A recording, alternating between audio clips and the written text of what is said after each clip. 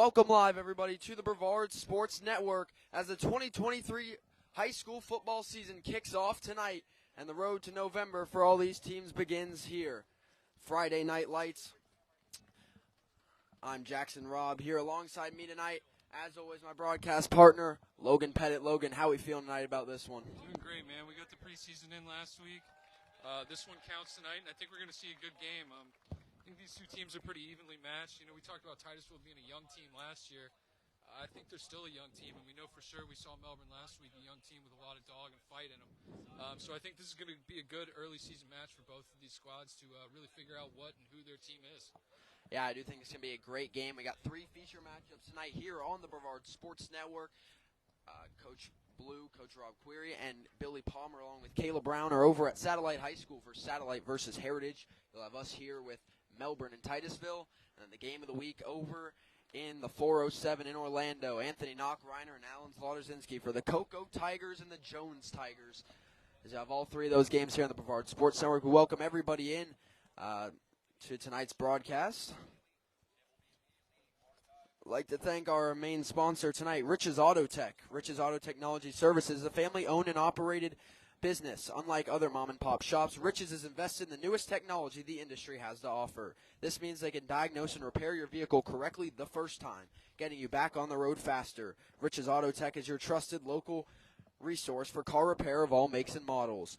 Rich's ASE certified mechanics will ensure your vehicle is fixed correctly on your first visit. They also offer free loaner cars for their customers, as well as other service perks. Rich's Auto Tech is home of the 1,000,000-mile warranty and local car repair you can trust. To make an appointment, call them at 321-726-0636 or online at www.richesautotech.com.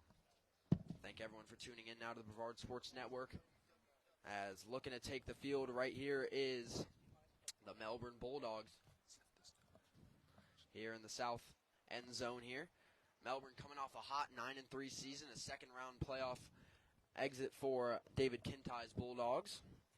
Solid season.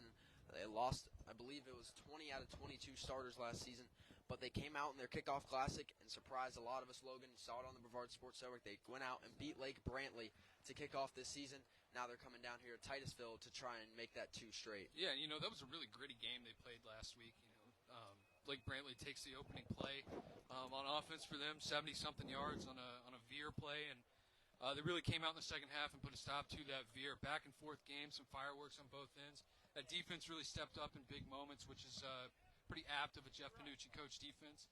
But I was pretty impressed with the offense, too. A lot of young talent on that offense. You know, we were calling Jalen Daly's all night. We were calling him by a different name last week due to the roster we had, but Jalen Daly had a good outing, as well as the freshman running back, Maureen Johnson, rather. And then we saw a good connection with Padala, who's going to be wearing his number 1 tonight in lieu of number 9. Just something to keep tabs on. Yeah, Padala, he made a great connection with Jack Casey later in that game. They ran that hook and ladder. They also had great games out of Keani Collins and Deuce Ingram. Now you flip it over to Titusville last season. Finished, I believe, the 7-4 record. Went back to the playoffs in the first year under John Holmes, reigning BSN Coach of the Year. And they also, I mean, you have the reigning BSN Coach of the Year and the reigning BSN MVP and Jamarion Stevens coming over from Rockledge. So Titusville loaded up with some new talent as well this year, coming off, you know, a big comeback season last season, and they're looking to replicate that here. All-time series history between these two teams. Melbourne 6-1 all-time. Haven't played in the last few years. I think their last meeting was in 2019. The last time Titusville beat Melbourne was 2007. So it's been a little while. It's actually the oldest rivalry in Brevard County. These were the first 2 schools opened in Brevard County, and Melbourne won that first matchup all the way back when. I don't know the exact year, but I do know Melbourne got the W in that one. But yeah, first 2 schools in Brevard County. So a little history tonight here, Jackson. Well, we love the history, and, you know, this is going to be a big game. I think consensus around the county is this is one of, if not the closest game, and I agree. I think this is going to be a very tight match game. I think both these teams have a lot to prove. In our Super 7s last Sunday on our preseason rankings, we had, you know, both flip-flopped between all of our analysts. 6 and 7 for the most part was Melbourne and Titusville. Some people had Melbourne 6, some people Titusville 6. But no matter what, we had these two teams in our Super 7, number 1 and number 2, right back and forth with one another. So I think it's going to be a great game here. We want to keep it live to the Brevard Sports Network all night as we see the teams meet at midfield with the officials for the first time this season. Man, the season kicks off tonight, these next 10 regular season weeks, and then into November. You'll see it all on the Brevard Sports Network. Friday Night Lights starts here, and it's excitement's in the air. All the talk around school, all the talk around the county. Football is back in a big way. How about the view we got up here, Jackson? I know the sun is kind of killing us right now, but that'll go away Should shortly. set soon. Got a good view of the field up here on top of the press box, and you look over to our left. Got the river over there too. Yeah, good view right across that river is the Kennedy Space Center. Yeah, I was going to say if the Performing Arts Center wasn't in the way, you'd be able to see the VAB as well. I did check. No rocket launches tonight. That's unfortunate. Hoping for that. Really, really cool view from over here. I can tell you that much. So Titusville won the toss. And so just a rundown of the schedule this week. We got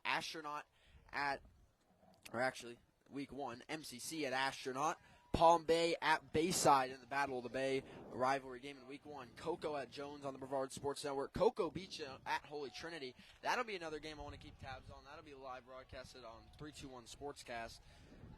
O'Galley at Springstead, as you'll see the Melbourne Bulldogs ready to come out here onto the field. And here come the Melbourne Bulldogs here as they get set to take the field. Here again live from Titusville High School. As I was saying, you have O'Galley at Springstead, Heritage at Satellite, also on the Brevard Sports Network, along with this game, Melbourne at Titusville. Deltona travels to play at Merritt Island. Then you got Rockledge at Seminole, another big game we're looking at this week. Lake Howell at Space Coast. I believe Merritt Island Christian is playing Donahue Catholic. And we are getting set here. Titusville taking the field now. For the first time this season come the Titusville Terriers. And you got to look at it. This is, in my opinion, the best in-county, county versus county game in here in week 1. 2 playoff teams coming off last season. And this one's going to have big implications right out of the gates. Both these teams, again, a lot to prove. I think they're both going to want to come out here and make this statement in week number 1. Yeah, and like you said, 2 teams that we got on the cusp of our initial rankings. So a little bit of, if you want to call it bragging rights, but like I said earlier on in the broadcast, I just think this is going to be quite an evenly matched game. I think both of these teams are in about the same spot right now in their program, and I think this is going to be a big building block for both of these teams tonight. There you see Titusville on your screen as we get set to roll in this game. Yeah, this is going to be a big one. I think it's going to be whoever, you got to come out hot to start. I think Melbourne last week, they did good with Brantley. They kind of ran pace for pace with them for a while, ran away late with that game. Titusville is kind of on the other end of the spectrum when it comes to the Kickoff Classic, as they definitely did not come out and do what they wanted to do. They got shut out by O'Galley 30-0 in that game, but from what I've talked to our other analysts and that were at that game, it seemed like their defense played fairly well. It's just the offense couldn't get it together. So we're looking for bigger performances out of some of the Titusville offensive players. Yeah, what they have, 4 or 5 turnovers in that game. Several of them went for touchdowns. That's tough to compete with, but that's what a Kickoff Classic's for. You can clean that up a little bit and have a little bit of a stronger showing in this game. And like I said, I think we're going to end up with a pretty good one tonight, Jackson. No disrespect to Melbourne's defense. They got a strong unit. That was also against arguably one of the best defense in the county in O'Galley as well. So that's a hard team to jump out. So this would be a good test. Titusville won the coin flip. They will defer to the second half. So Melbourne will start on offense here. Before we get going, if the chat could let me know if my mic is loud enough again. We don't have the switcher tonight, so I'm trying to toggle with this a little bit, make sure you guys can hear me. So just drop a comment if you can hear me. Kicking off for Titusville, Dean Roberts, as this is it. Friday Night Lights is back in Brevard County. Roberts will kick it away, and we are underway. Short kicks it, and Melbourne's going to fall on it. That kind of switched up the pace a little bit to start. Titusville tries to catch him, but regardless, Melbourne will fall on it, and they'll take over. First down and 10, Melbourne at their own 28-yard line. Out trots the transfer quarterback now for Melbourne in his first regular season match for the Melbourne Bulldogs, Jordan Padala. As officially tonight, the Jordan Padala era, per se, at Melbourne begins. The sophomore quarterback coming over to replace the record-setting quarterback, Hunter Turner. So Padala back there under center now. I was going to apologize for that sun glare on the screen, but I got it. Sun coming right at us. First down and 10, Melbourne. Padala, play fake. Throws to the near side. It's hauled in on the little bubble screen. That's only going to be a gain of about 3 there to tie Field on the reception. Yeah, that was a nice little RPO play right there. He's got the run, but you see the defensive tackle who was unblocked there, kind of bit on that run. That's the read to go with the arrow route there. You had the bunch receivers already blocking, so that run pass option is kind of a staple for Melbourne the last few years. It's good to see they're sticking to it. Modest gain there, a 5-yard gain. Gets him ahead of the sticks. Yeah, that was a sneaky 5-yard gain there on the bubble screen. 2nd down and 5 now for Melbourne at about the Titusville 33-yard line. Man in motion across. Padala drops back again. He's going to throw to the near side. It's hauled in near the sideline. 1st down Melbourne from Padala to Keone Collins there, already establishing that connection. That's a good gain of about 10, and it's 1st down Melbourne. Yeah, and we saw Collins make good plays on both sides of the ball last week and, ran a little stick route right to the sticks. That's why they call it a stick route. Turn around, catch it, pick up what you can get. Leads to a 1st down. 1st down and 10, Melbourne at their own 42. Nice start to the game already here offensively. 1st down and 10, Padala and his offensive unit trotting out in. He'll have split backs in the backfield. Titusville 1 safety deep here. Not too deep. It's going to be 1st down and 10. Collins in motion. Padala gives this time, and he's not going to get out of the backfield on the carry. Jalen Daly. Great job by the Titusville front to get on him from behind and stop that run before it got anywhere. Yeah, he looked unblocked, kind of like what we saw in the first play. I don't know if they didn't have the pass tagged onto that or if there was some sort of miscommunication, but definitely shot in there into the backfield and made a pretty good play there. Parker Bryant on the stop for a loss of 1 for Titusville. 2nd down and 11 coming for the Melbourne Bulldogs. Here, still early in the 1st quarter. 2nd down and 11 at their own 41. Padala in the gun. 1 back, man in motion. That's Casey. Throw over the middle to him on the slant. It's caught. That's a big hit. That was 5. Ray Wilson Polidor just came in and laid the lumber quick after that slant catch. That was Jack Casey on the reception off the slant, off the motion initially as well. Good That's gain, going to all bring things up. Considered. Yeah, that was a good gain. It's going to be 3rd down and 2 for Melbourne to the stripe of the 50-yard line. And this is a good opportunity for Melbourne here on the opening drive to keep this moving into Titusville territory as well if they can keep it moving here. Padala, it's really been, besides 1 play which went for a loss, all pass, which we were wondering if we'd see a little bit of a shakeup of the playbook after the kickoff classic, even though they did run a hook and ladder for that sake. 3rd down and 2 for Melbourne. Padala in the gun. Play fake. Throwing over the middle slant. It's caught for the 1st down into Titusville territory to Deuce Ingram. Very well-designed play there, Jackson. That was another one of those RPOs, but it was almost like an RPO fake. They knew they were going with that slant all the way, so they have the inside give. They have the bubble.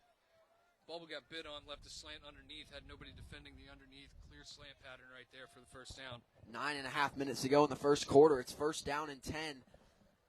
Melbourne at the Titusville 43-yard line here, the 42. As 2 receivers split near, 1 far, 1 back with Padala.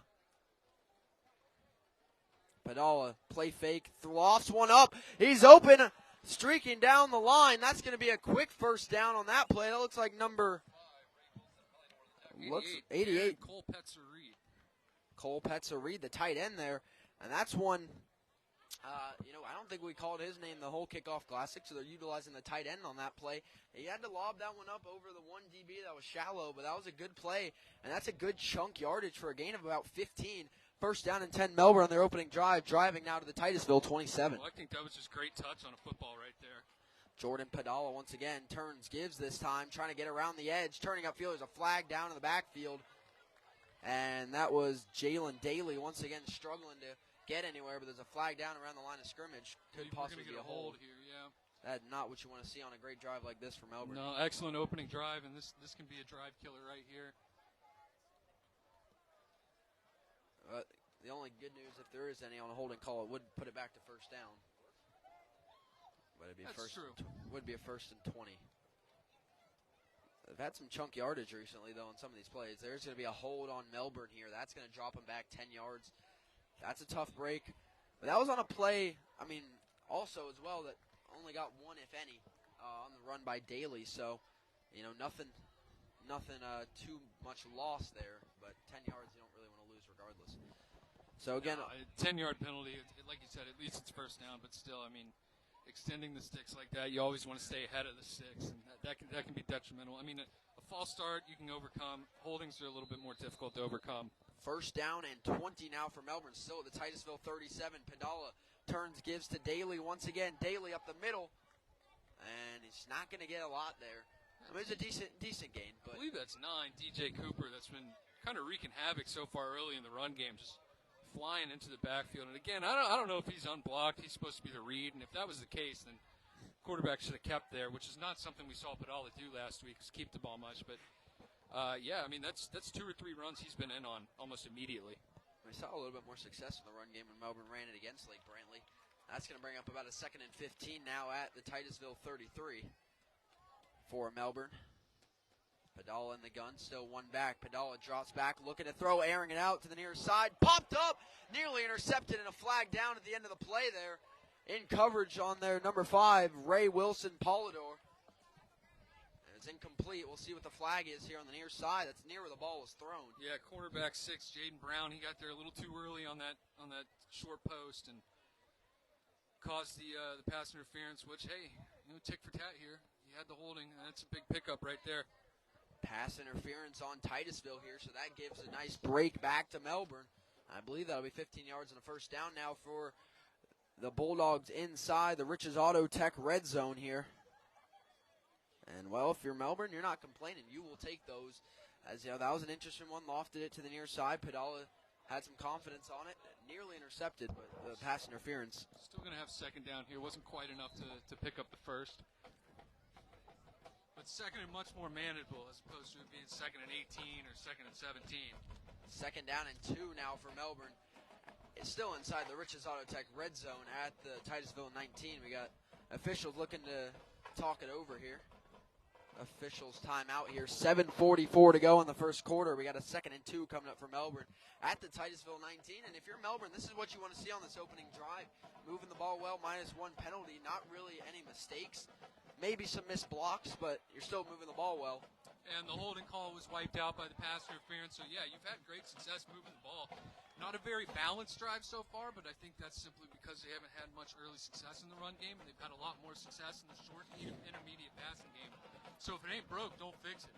Padala looks comfortable back there. He looks confident back there. And if he's riding a high, I think you keep him on that. Yeah, I mean, I think I like what they're doing also with the routes. They're throwing him some quick in routes for him to get some quick connections early, working in with this new offense here, Melbourne. But then they're letting him throw it down the field a little with those longer passes, letting him do his thing. And, I mean, one of those paid off for a 15-yard gain. Yeah, we saw it on the second drive last week. Really well-scripted drive. We're seeing another very well-scripted drive here. Officials convene, and we're back. 2nd down and 2, Melbourne inside the red zone at the Titusville 19. Padala unloading towards the end zone, one-on-one, and nearly hauled in there by Deuce Ingram. Coverage by number 6, Jaden Brown, I believe. Yeah, good sticky coverage there by Brown. He was the one that got tagged for the pass interference call on the last play. Way to make up for it there, and yeah, there were a little hand fighting by both of them. I think he could have got a push off by the receiver, but a little hand fighting, they let it go, and ultimately lived to play another down. Looks like Melbourne brought in some sort of heavy package here. 3rd down and 2 for Melbourne at the Titusville 19. Got to be honest there, that was a gutsy throw, one-on-one, trusting your receiver there. Running right up the middle, pushing for the line to gain. It's going to be close. That was Noah McNair, a sophomore.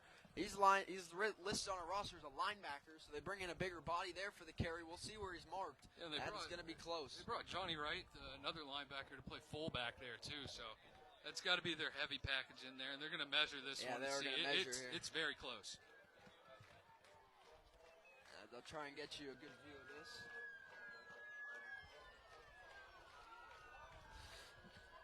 But yeah, Melbourne's opening drive going well so far. I like they're not shying away from the pass with the new quarterback in Padala. They're letting him throw the rock, understanding the run game isn't working as well as they'd like as they bring out the chains here. So far, it looks very close. He's got it by the nose. I think he's got the first down. Oh, they pull it ahead. This is going to be tight. You see it on your screen. Able to tell from here. Yeah, zoomed in as I can show you there. And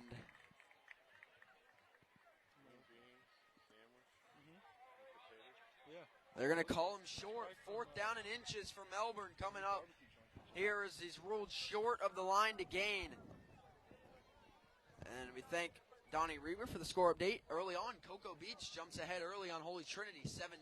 Cocoa Beach is going to surprise some folks this year. They're a senior team, veteran team, grizzled, and they've got talent now. Now this is interesting. You see where it's marked. It looks like they put him. Never mind. The ball marker moved up. It looks like they're going to put him a yard short set. 4th down and inches. Melbourne at the Titusville 17. Opening drive of the season. Padala turns, gives up the gut. He stopped. That's going to be a turnover on downs inside the red zone. Forced by the Titusville defense. Looks like number 0, Nate Lopez. Boy, what a well-timed blitz right there by Lopez. I would have gone with the wedge and just fell forward. Take their time, hand it off, and man, you can't time it up much better than that. Good stop by this Titusville defense, who was on the ropes on that drive, and they come up big in a huge way. I agree. I think that play call hindered Melbourne a little. You had 2 split backs. You handed the third back the farthest, and that just let Lopez fly right through and get to him and push him back. And I think, yeah, honestly, the fact that they didn't just take a quicker handoff and go, that kind of hindered Melbourne. So now Titusville 1st down and 10 at their own 18-yard line, as we'll see the offense for the first time for the Titusville Terriers. Quick snap, handoff up the middle, cutting back, upfield, good carry. We got a flag down in the backfield. That's going to be a hold, I believe, on Titusville. Carrier there by Nate Lopez again. Score is 0-0 here, 6:47 to go in the first quarter. Yeah, they rewarded Lopez after the good stick there, but we're going to get a hold. And interested to see Josiah Allen this year. He's arguably their best linebacker on offense, but he controls on defense rather, but he's going to control the offense over here at quarterback as well. Interesting there. Lopez on the carry. We'll be looking to see the reigning BSN MVP, Jamarion Stevens, as well, on that offensive side of the ball. I think they had him in the slot there. He was on the field. They've got him split out wide here. I don't know if the penalty was waved off or they were offsetting because they're not moving back. Well, the ref still has the ball. Yeah, he's going to mark it off. Oh, there we go. All right, so now it's going to be 1st down and 20. Titusville going to be stuck inside their own 10-yard line now. This is especially a bad part of the field to back yourself up. As it's going to be now 1st and 20 at their own 9-yard line, it looks like, for Titusville. Josiah Allen in the gun with Nate Lopez. They're going to pitch to Lopez. Cutting back. He's going to get dropped for a big loss. There's a flag down once again on the line of scrimmage. Titusville struggling. Yeah, we're going to get a block in the back there by the slot receiver. Gave a quick shove in the back, and that's going to bring it back further. He bobbled that football when he went down, too. Yeah. He's lucky he didn't squirt out. That was already a loss of about 5 on the toss for a loss. And this hold's going to stick him half distance to the goal back inside the 5. So the disastrous start to Titusville's opening drive after a fantastic stop defensively. Yeah, and I think the holding penalty on the opening play, that can really set the tone for a drive. And as we've seen, back-to-back plays with back-to-back penalties. So actually, try and rein it in a little bit. The penalty was declined, I believe, by Melbourne, but they was still a huge loss anyway. So now it's 2nd down, because I think with a hold it would have still been 1st down. So now it's 2nd down and 20-plus now for Titusville. They're on 4. It's going to be a water break here with 6:22 to go in the first quarter. Still 0-0 between Melbourne and Titusville. We'll take a quick break and be back in just a moment.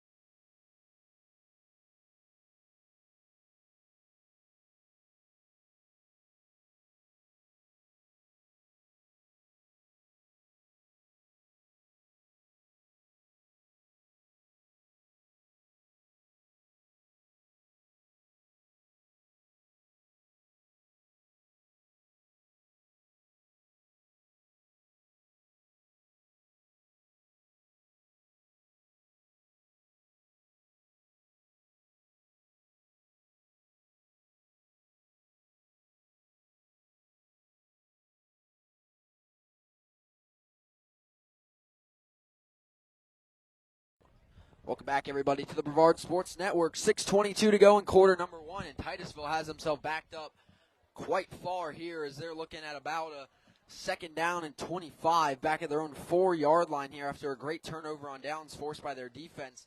Offensively, they haven't been able to get things going. Now they're lined up. Quarterback in his own end zone. Got to be careful. Try the hard count. Turn, give to Lopez up the middle, and he's going to go get a few see what they give him forward progression. That's going to bring up 3rd down and long for Titusville. Yeah, you're kind of hamstrung there. Typically on 2nd and all the way to Mims to go, you want to drop back and pass, but when you're standing 2 yards deep in your own end zone, you really got to try and get yourself some room there to run the next play. But now it's, 3rd and to Scottsmore. Well, I see a comment, our audio is going in and out. I had it muted there for a few minutes, so if that's what you're referring to, then the mics were muted. But if not, then I'll work on it. 3rd down and long. Blitz coming off the backside. Throw. 1-on-1, 2-on-1 on Melbourne. And they force the incompletion there, lobbing it up to Ray Wilson Polidor, and he does not come down with it. And that's going to bring up 4th down and forever for Titusville. And off a great defensive stop, now that's going to bring up a 4th down and long, where they're going to have to be careful with this punt because they're going to be in their own end zone. Yeah, ill-advised throw there. That was great sticky coverage. That's what you like to see in cover 2. Corner sinks with that go route. Safety comes over the top, and you got him kind of pinned. Almost saw a really good play by the receiver, but wasn't able to come down with it. And, yeah, like you said, bad snap or a bobbled snap right here, and that could spell disaster.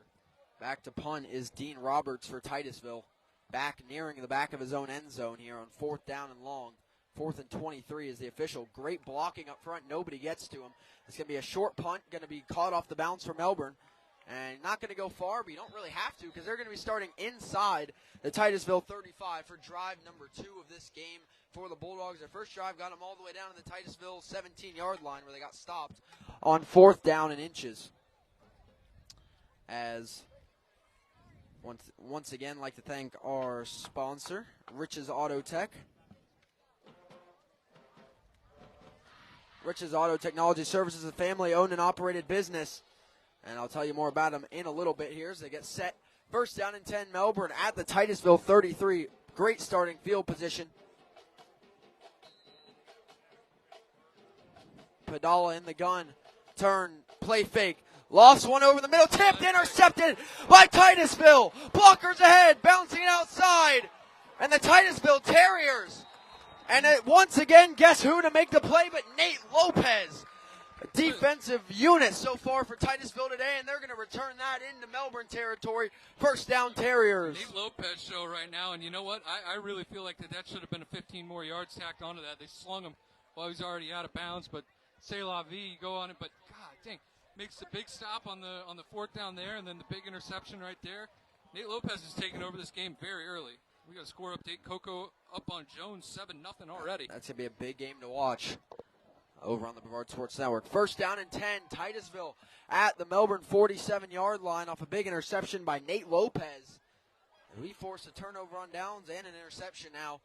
Hot start for him, but let's see if Titusville can move the ball better this drive. Last drive they went for negative 13 yards net gain, net loss. 1st down and 10. They're going to throw the little pitch again. There is Jamarion Stevens trying to get around the edge, cutting up field. And he spins it back to get about 4 or 5 there at the end of the day. Yeah, he made something out of nothing there because that secondary for Melbourne's being quite pesky defending the run. Wide receivers having trouble blocking him. He's able to cut inside and scoot ahead for a couple more. That's going to bring up about a 2nd down and 6 now for Titusville at the Melbourne 44. As Josiah Allen's still in the gun here at around the 50. Melbourne 2 deep safeties here. Oh, a lot of movement up front. They're throwing it on the side of Melbourne. You know, we saw this last week, and they called it on the offense. The defense cannot cause the offense to move. So if they jump and the offense reacts to it, it should be offsides on the defense, or encroachment rather. I don't know which way it's going to go. Final in 8-man football. Donahue Catholic knocks off Merritt Island Christian 40-0. So a tough start to their season, but that team will bounce back. That game start at 4:30? 5 o'clock. It was the earliest kickoff in Florida today. Again, tough start for the MIC Cougars, but they will bounce back. Any update on Rockledge? No, we don't have an update on Rockledge quite yet. If somebody gets one, go ahead and drop her in the comments for us. Thank you. Any score updates you have, send them our way. We will report on them. And they're going to call a false start on Titusville. So that's going to back them up for 2nd down and 10 or more. I guess they determined the defensive line to not cross the neutral zone. Therefore, if the offensive lineman does jump, it will be a false start. That was interesting. because the near side ref, you normally see him throw that flag on the line of scrimmage right or left. He threw it on Melbourne's side. Head ref. I think that's why they had that little powwow there to kind of figure it out. It's going to bring up 2nd down and 12 now for Titusville at the 50-yard line. Josiah Allen in the gun once again for the Terriers. Moving up front. That was Melbourne. I didn't see any movement on Titusville. On that one. So that's going to give them the 5 right back. So we'll go right back to 2nd and 7 for Titusville. 4:15 to go in the first quarter. Still 0-0 here for Melbourne and Titusville. One turnover, the biggest play of the first quarter, by interception by Nate Lopez on Jordan Padala. 2nd down and 7 now for Titusville at the Melbourne 45. Allen drops back to throw, throws a screen, way behind, ball's dropped. Incomplete, they rule it. That was close to being a backwards pass. I think it was a backwards pass, to be honest with you. They're lucky it skipped out of bounds. Yeah, we'll see actually where they rule it. If it would be incomplete, it'd be back in the line. If they well, move the it line back. judge did give an incomplete signal, so I mean, There you go. they're going to call it incomplete, but it looked backwards. 3rd down and 7 now for Titusville at the Melbourne 45-yard line. You got to utilize Allen's legs here and try and pick something up where it's manageable to go for it on the 4th down. Or Jamarion Stevens right there in the backfield with him. 3rd down and 7. Josiah Allen drops back to throw. Blitz coming off the near side. Throwing. He's open, but it's overthrown. Looking for Brandon Wiggins. And now it's 4th down and 7. Titusville at the Melbourne 45. The punt unit is going to come out. I'll admit, I'm a little surprised. I understand it's the first quarter, but you get great field position from Melbourne. The punts haven't gone that far so far tonight. I almost expected them to try and go for it, but they won't. So try and take advantage of that good field position. And that's a tough route to throw, the one they did, the outside breaking route on the wide side of the field. I mean, we see NFL quarterbacks that struggle making that throw. So I would have gone with something maybe towards the middle of the field or even a running play to pick up 3 or 4 and make it 4th and manageable. Here's the punt once again for Titusville. This one dropping down to the 15-yard line. Melbourne's going to return it. They got a little bit of green here to the near side, bouncing outside. He'll be tripped up, and there's a flag down around the punter. They may go for it now. That's going to be running into the kicker there. It should be the 5-yard variety of this one, but I mean that's going to set up 4th and 2. Yeah. 7-7, Holy Trinity Cocoa Beach. The minute left in the first quarter. So I'm telling back you, and forth that's one going there. to be a good game. And our score here is 0-0, still 3:46 to go in the first, and the flag running into the kicker on Melbourne. So that's a tough break. They're still going to punt it. They're still shouting out the punt team. I disagree with that. Well, you know my thoughts on going for it on 4th down, especially in this territory with that look that they got here. I start with this good of territory off an interception as well. Melbourne's offense, besides that hiccup, I mean, they've been stopped both drives, but they've been able to move the ball fairly well. So, I mean, I guess they're trying to pin them down inside the 5 maybe. Heck, maybe they got a fake here. This would be fake territory, but it's kind of predictable to run a fake in this situation, in my opinion. Dean Roberts back to punt for Titusville on 4th and 2. Go. Here's the fake, running it up the middle. He gets it in more. Guess who? Still fighting inside the 25. Agent Zero, Nate the Great Diaz, already making very many plays right here in the first quarter. Nate Lopez on the run, and that's going to push him in. Yeah. UCF fighter or UFC fighter, yeah. Nate the Great Lopez. Sorry about that, but yeah, I mean, got the big 4th down stop, got the interception. Heck, we'll take the fake punt there and pick up a very good gain for a 1st down. The gain of about 10 yards. 1st down and 10 now. Titusville to Melbourne 25. The score is 0-0. 3:22 to go in the first quarter. 1st down and 10. Titusville off the fake punt converted by Nate Lopez. Josiah Allen, Jamarion Stevens in the backfield. Man in motion. They give to him on the jet sweep here for Titusville. He's going to go nowhere there. That might be a loss forced by Melbourne as they diagnose that quickly. Brandon Wiggins on the carry. Yeah, you know, Noah McNair kind of took himself out of the play by stringing that out. He had an alley to take it, cut upside or inside. If he would have taken that a little quicker, he probably would have picked up a couple. Wouldn't have been a huge game, but he would have picked up a couple, but decided to try and bounce it where all the guys were. Yeah, that's the hard thing on jet sweep as the ball carrier. You got to decide when to cut it upfield or do you take it all the way to the sideline. That time he took it too far, and now it's 2nd down and 12. Titusville back at the Melbourne 27-yard line. They're in great field position here. Handoff right up the middle, and the Melbourne blitz was there before it even seemed like the ball was snapped. That's a huge loss Going down there for the back looks like number, I'm trying to see the number scrunched up on the front. Number 2, that's Jamarion Stevens on the carry, but that's a big loss. I got to be honest, the Titusville offense looking a little shaky early on here, not really getting any yards on these runs. 2 minutes to go here in the first quarter, still 0-0. Now you're looking at about a 3rd and 15 for Titusville at the Melbourne 30-yard line. I assume they'll go back to the pass here with Josiah Allen. 3rd and 15, Allen to pass. Looking, throwing over the middle. It's caught to the near side, wide open. That's a solid gain of about 10. They'll set him up with a 4th down and manageable if they want to go for it. Brandon Wiggins on the reception there. That's from what they ran Josiah on Allen. the last 3rd and long. That's a challenging throw, ladies and gentlemen. That was impressive for him to make that.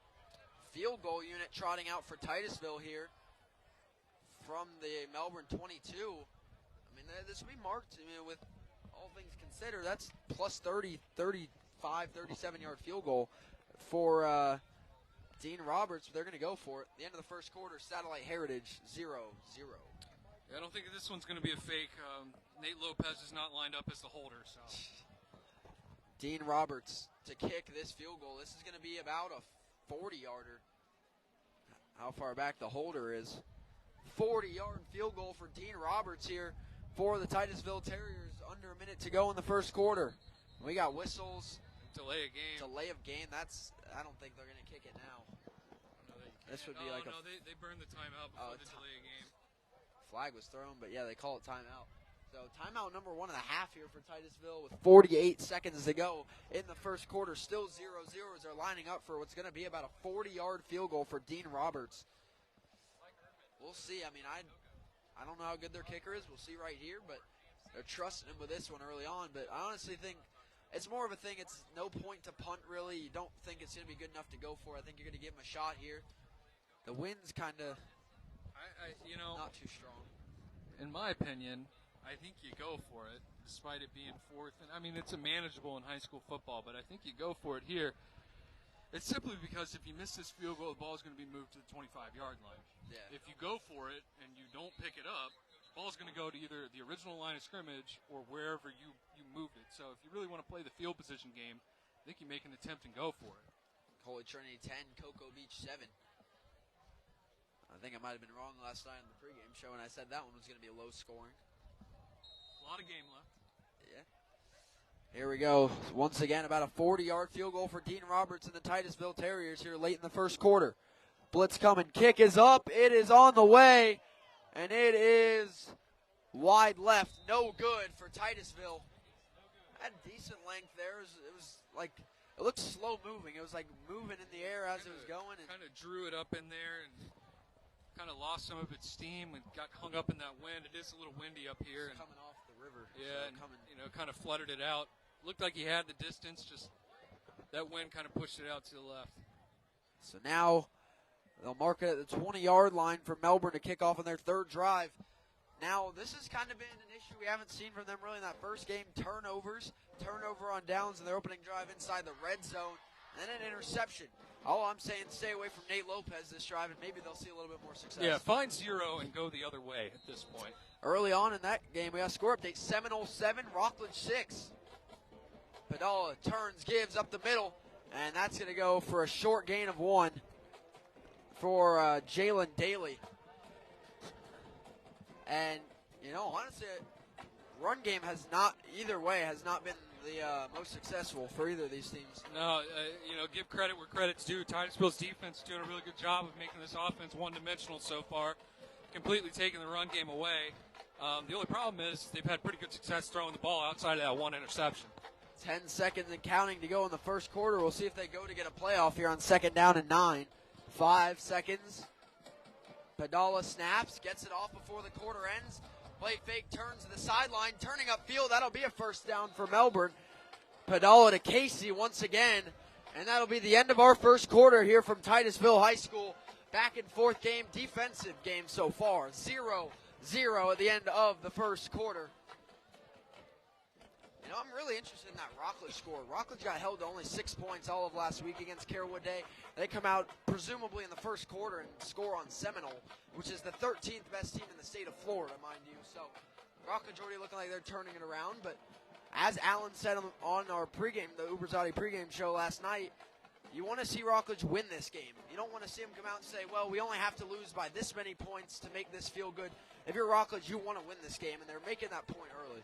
Well, you absolutely want to show that you woke up after getting drubbed the week before by Carewood Day. You want to show, like, hey, we got fight. That was an anomaly. It was a preseason game. We can hang with the best of them. Early indications from that game shows that they are hanging in. But, again, a lot of game left to be played in that one. Once again, I'd like to thank our key sponsor tonight, Rich's Auto Tech. Real quick, I'll put you. The score here is 0-0 at the end of the first. As tonight, Titusville is honoring their 1983 state championship team here. So congratulations to Titusville, the 40th anniversary of that state championship team, and the last state championship Titusville won on the football field. Once again, I'd like to thank Rich's Auto Technology Services, a family-owned and operated business. Unlike other mom-and-pop shops, Rich's is invested in the newest technology the industry has to offer. This means they can diagnose and repair your vehicle correctly the first time, getting you back on the road faster. Rich's Auto Tech is your trusted local resource for car repair of all makes and models. Rich's ASE-certified mechanics will ensure your vehicle is fixed correctly on your first visit.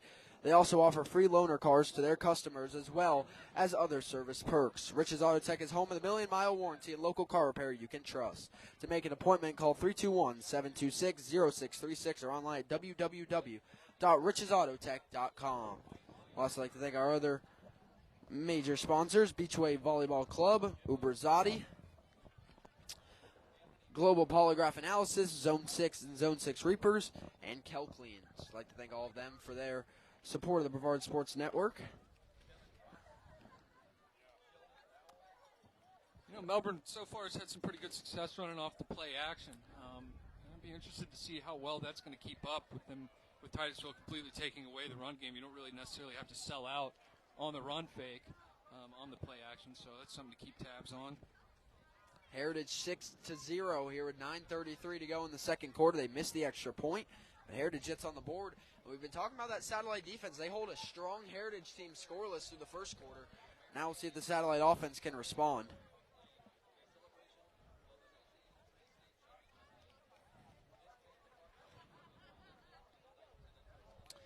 As we look at these two coaches in this matchup, Titusville last year at 7-4, lost in the first round of the playoffs to Palm Bay under second year now head coach, reigning BSN Coach of the Year, John Holmes. And the team turned around quickly. They won nearly twice as many games in their first season as they did the previous 4 seasons combined. The last 2 seasons before John Holmes came in, they were 1-19. They come in and turn in a 7-4 turnaround year. So yeah, John Holmes. You can't just speak highly enough about John Holmes and the turnaround that he's had with this program, and it's exactly what this program needed.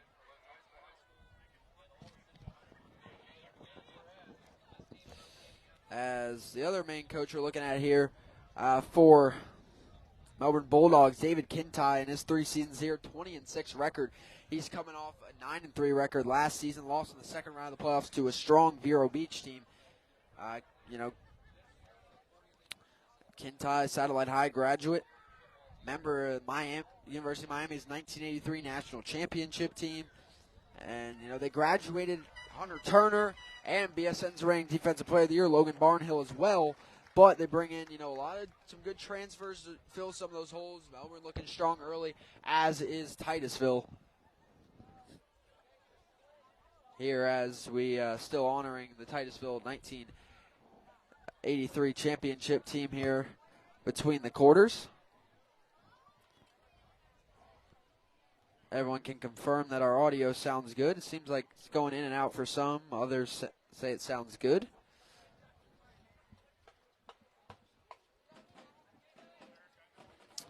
On our broadcast here that we're monitoring, it sounds okay, but still love the feedback.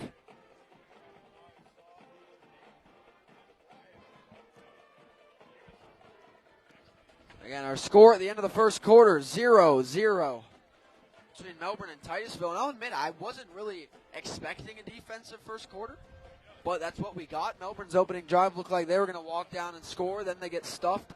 Next drive turns into an interception. Titusville hasn't been able to move it too well offensively yet, though, so we'll see if they can pick that up as we start the second quarter of play here. First down and 10, Melbourne at their own 32-yard line. As we'll start the second quarter, Padala, two backs split behind him, turns, gives, looking to the outside, trying to get around, and he's not going to get out there. That was the first carry for Camarion Johnson, the freshman back. And he had a good game last week running the football. He came in when Daly went down for a little bit. He came in, made the most of his carries. But again, I mean, we're seeing Melbourne really have some trouble getting anything going in the running game early on. And you know what it is? They're running. You know my epiphany for the 3-3 stack, but they are running a kind of a version of that, and they've got their best athletes, Nate Lopez and Josiah Allen, playing those outside linebacker positions on that. And, you know, that's what you need. You need speed at linebacker for that to string those run plays out, and that's what they're getting. Second down 10, trips near side. Padala throws the other way. It's hauled in down the sideline by Casey. He'll be forced out, I think, just short of the line to gain. Jack Casey on the reception, and it's going to be 3rd and short. The corner, Brandon Wiggins, there jumped out a little bit too early, and that's what let Casey spring free for a couple extra yards before stepping out of bounds. Stepped out of bounds a little sooner than I thought. It's going to bring up about a 3rd down and 4 now for Melbourne at their own 39-yard line. We'll see what they dial up here. I'm going to guess pass here. We'll see what. I think you have to, just the way they've been attempting to run the ball. It just haven't had much success. See what offensive coordinator Lyle Neighbor dials up. Trips near side once again for Melbourne. One back with Padala. 3rd down and 3. Melbourne at their own 39 here on the opening drive of the second quarter. They're still looking for a play call. Whistles. Yeah, and they tried Melbourne's to go hard there, and Titusville really held their water. Melbourne's going to take their first time out of the game here with 11:09 to go in the second quarter as they will take it to the sidelines here. Once again, score is 0-0 here in this one. Coco holding a 7-0 lead over Jones. Jones, I believe, number 8 in the state of Florida. Yeah, Jones has always been, but especially this year, it's a pretty darn good football team. So that one's going to be a war. Coco up early on them. We like that to see for a Brevard football team. So I'm going to be closely monitoring the score on that one. Yeah, I mean, that's one I said last night it's going to come down. Both teams would transfer quarterbacks in that game. So I believe Jones is from West Orange, and then Brady Hart coming over from Melbourne to Coco as well. So I think it was going to be a quarterback battle tonight over there. 3rd down and 3, Melbourne at their own 39-yard line. Jordan Padala in the gun, trips near side. Padala drops back, looking, has time. Blitz comes, overthrows the running back out of bounds, incomplete. And that's a tough break. And for the first time, I think, in these first 2 games, we've seen Padala throw a shaky pass under pressure there, and that's going to force him to punt here on 4th down and 3. Well, it was terrific coverage. Josiah Allen playing that outside linebacker position, saw that slant. He read that slant perfectly, dropped in that hole, realized he didn't need to go chase the leaking back because if he dumped it off to that back, he has the speed and athleticism to recover and make that play on the sideline. But all realized that the only way to go with the ball was out of bounds. Coco 14, Jones 0. Hot start for the Coco Tigers. Low snap, bobbled, trying to make a play out of it. He's going to run for it. Melbourne's going to get it. What a play by the punter, number 22, Wyatt Votava. I'm not sure that Wyatt's their typical punter. He plays defensive back for him, and despite the low snap or not, I think he was going for that 100%. And our second fake punter, at least punt ran for a first down of this game already, and Melbourne runs it forward for a gain of about 10. First down, Melbourne at their own 49 now with 10:40 and counting to go in the second quarter. Man, low snap looked like could have been disaster, and he just said, I'll take off, and he got it.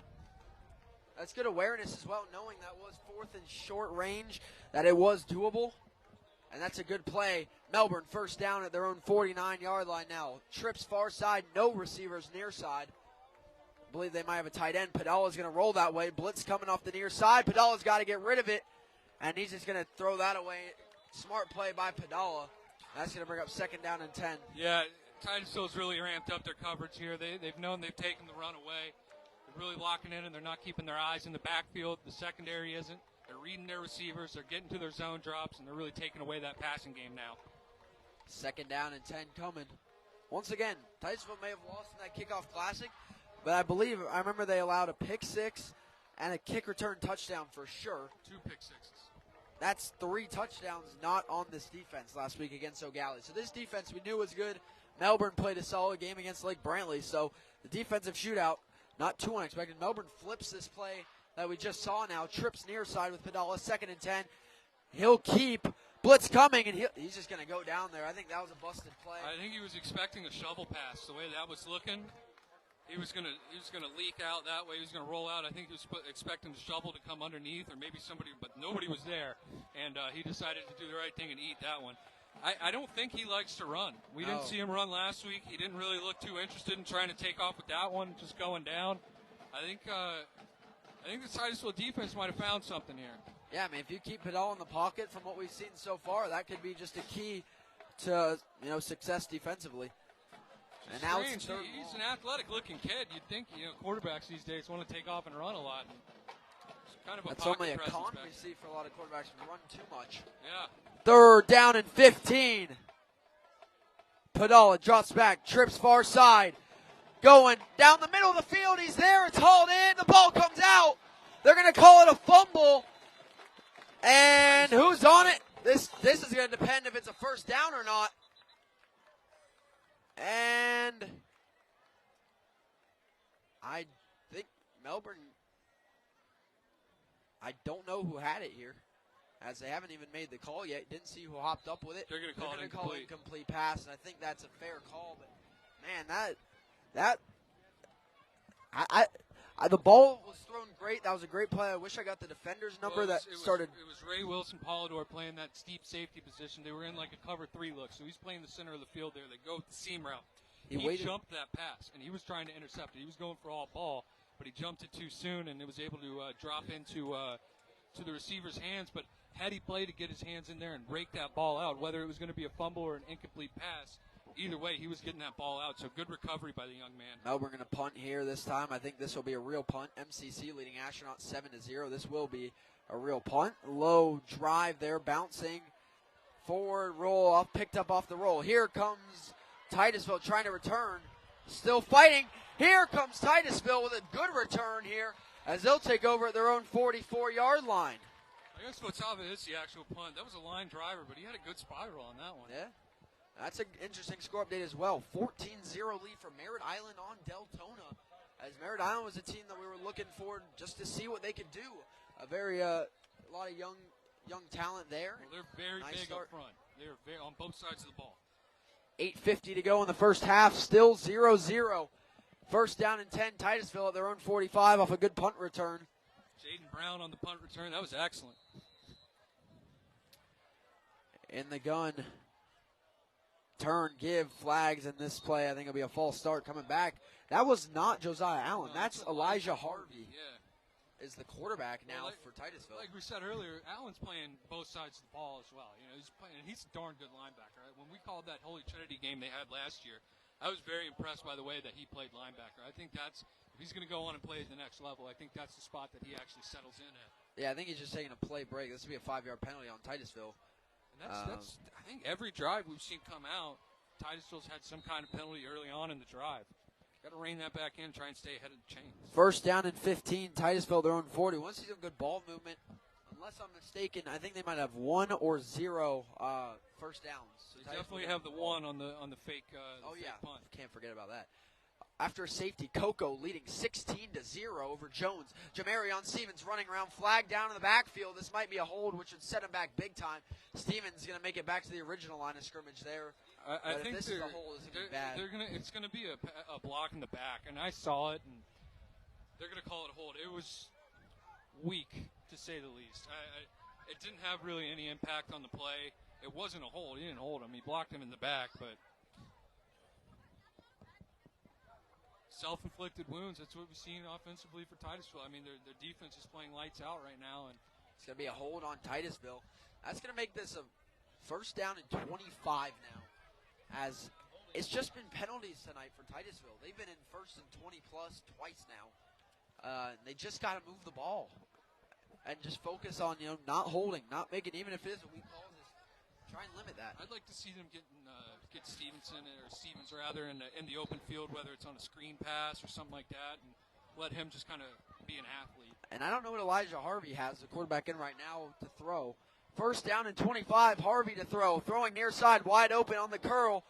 And he's cutting upfield, making some moves there. It'll be a gain of about 8 for Ray Wilson Polidor. Gain of 7, but that's still going to be second down and 18 now for Titusville. Still a long way to go. I mean, great gain if you're looking at first and 10, but unfortunately they were first in Port St. John. Yeah. And Coco 16, Jones 0. What a start for the Coco Tigers. Hey, I told you guys they were better than the team that they had last year. I agree. I truthfully believe it. I picked Coco. And we said it in the pregame or the preseason show last week. Is that going to be the game that Brady Hart grows up in? And I don't know if he's throwing for the touchdowns or what, but I mean, knowing Schneider, he probably is. So second down and 18 for Titusville. And we got whistles here, flag down. Delay of game. And these are the mistakes that Titusville has got to stop. That's a loss of 5 more yards. You kind of erased that gain you just had. Now it's second and 22. Well, Melbourne was looking for the false start, which if they did call it, it would have been on the quarterback, which I don't know. But they got the penalty regardless. They got the 5-yarder. In the delay of game. But, yeah, like you said, man, every single drive, it's been not just one penalty, it's been several. Scorigami, Holy Trinity leads Cocoa Beach 16-14. O'Galley and Springstead tied 0-0. Second down and long here for Titusville. Harvey drops back, throwing over the middle of the field, overthrown there. Looking for his receiver, number 1, Kamari Jackson. And Jackson was on an over route, less so than a seam. Quarterback throws the seam, which leads him up the middle of the field.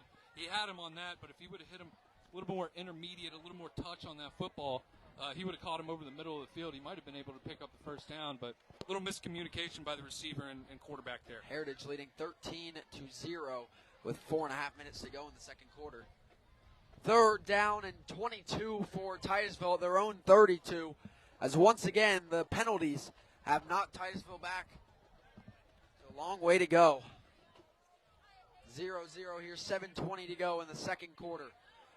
5 wide, Harvey drops back, 3rd and 22, scrambling, stepping up. Harvey's going to take off with it here, but he's only going to get a gain of 2 yards, so Melbourne's defense makes a stop as there's a little bit of extracurricular activities here on the near side of the field. No flags. While we talk about Brady Hart, 16-7, Jones pick 6.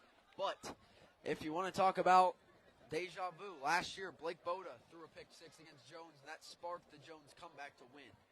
So, just for a little flashback to last year. I mean, they're a tough team. I don't think they were going to blow them out by any means. You certainly don't want to throw any pick 6s out. 4th down and 20 now for Titusville. Get set to punt here.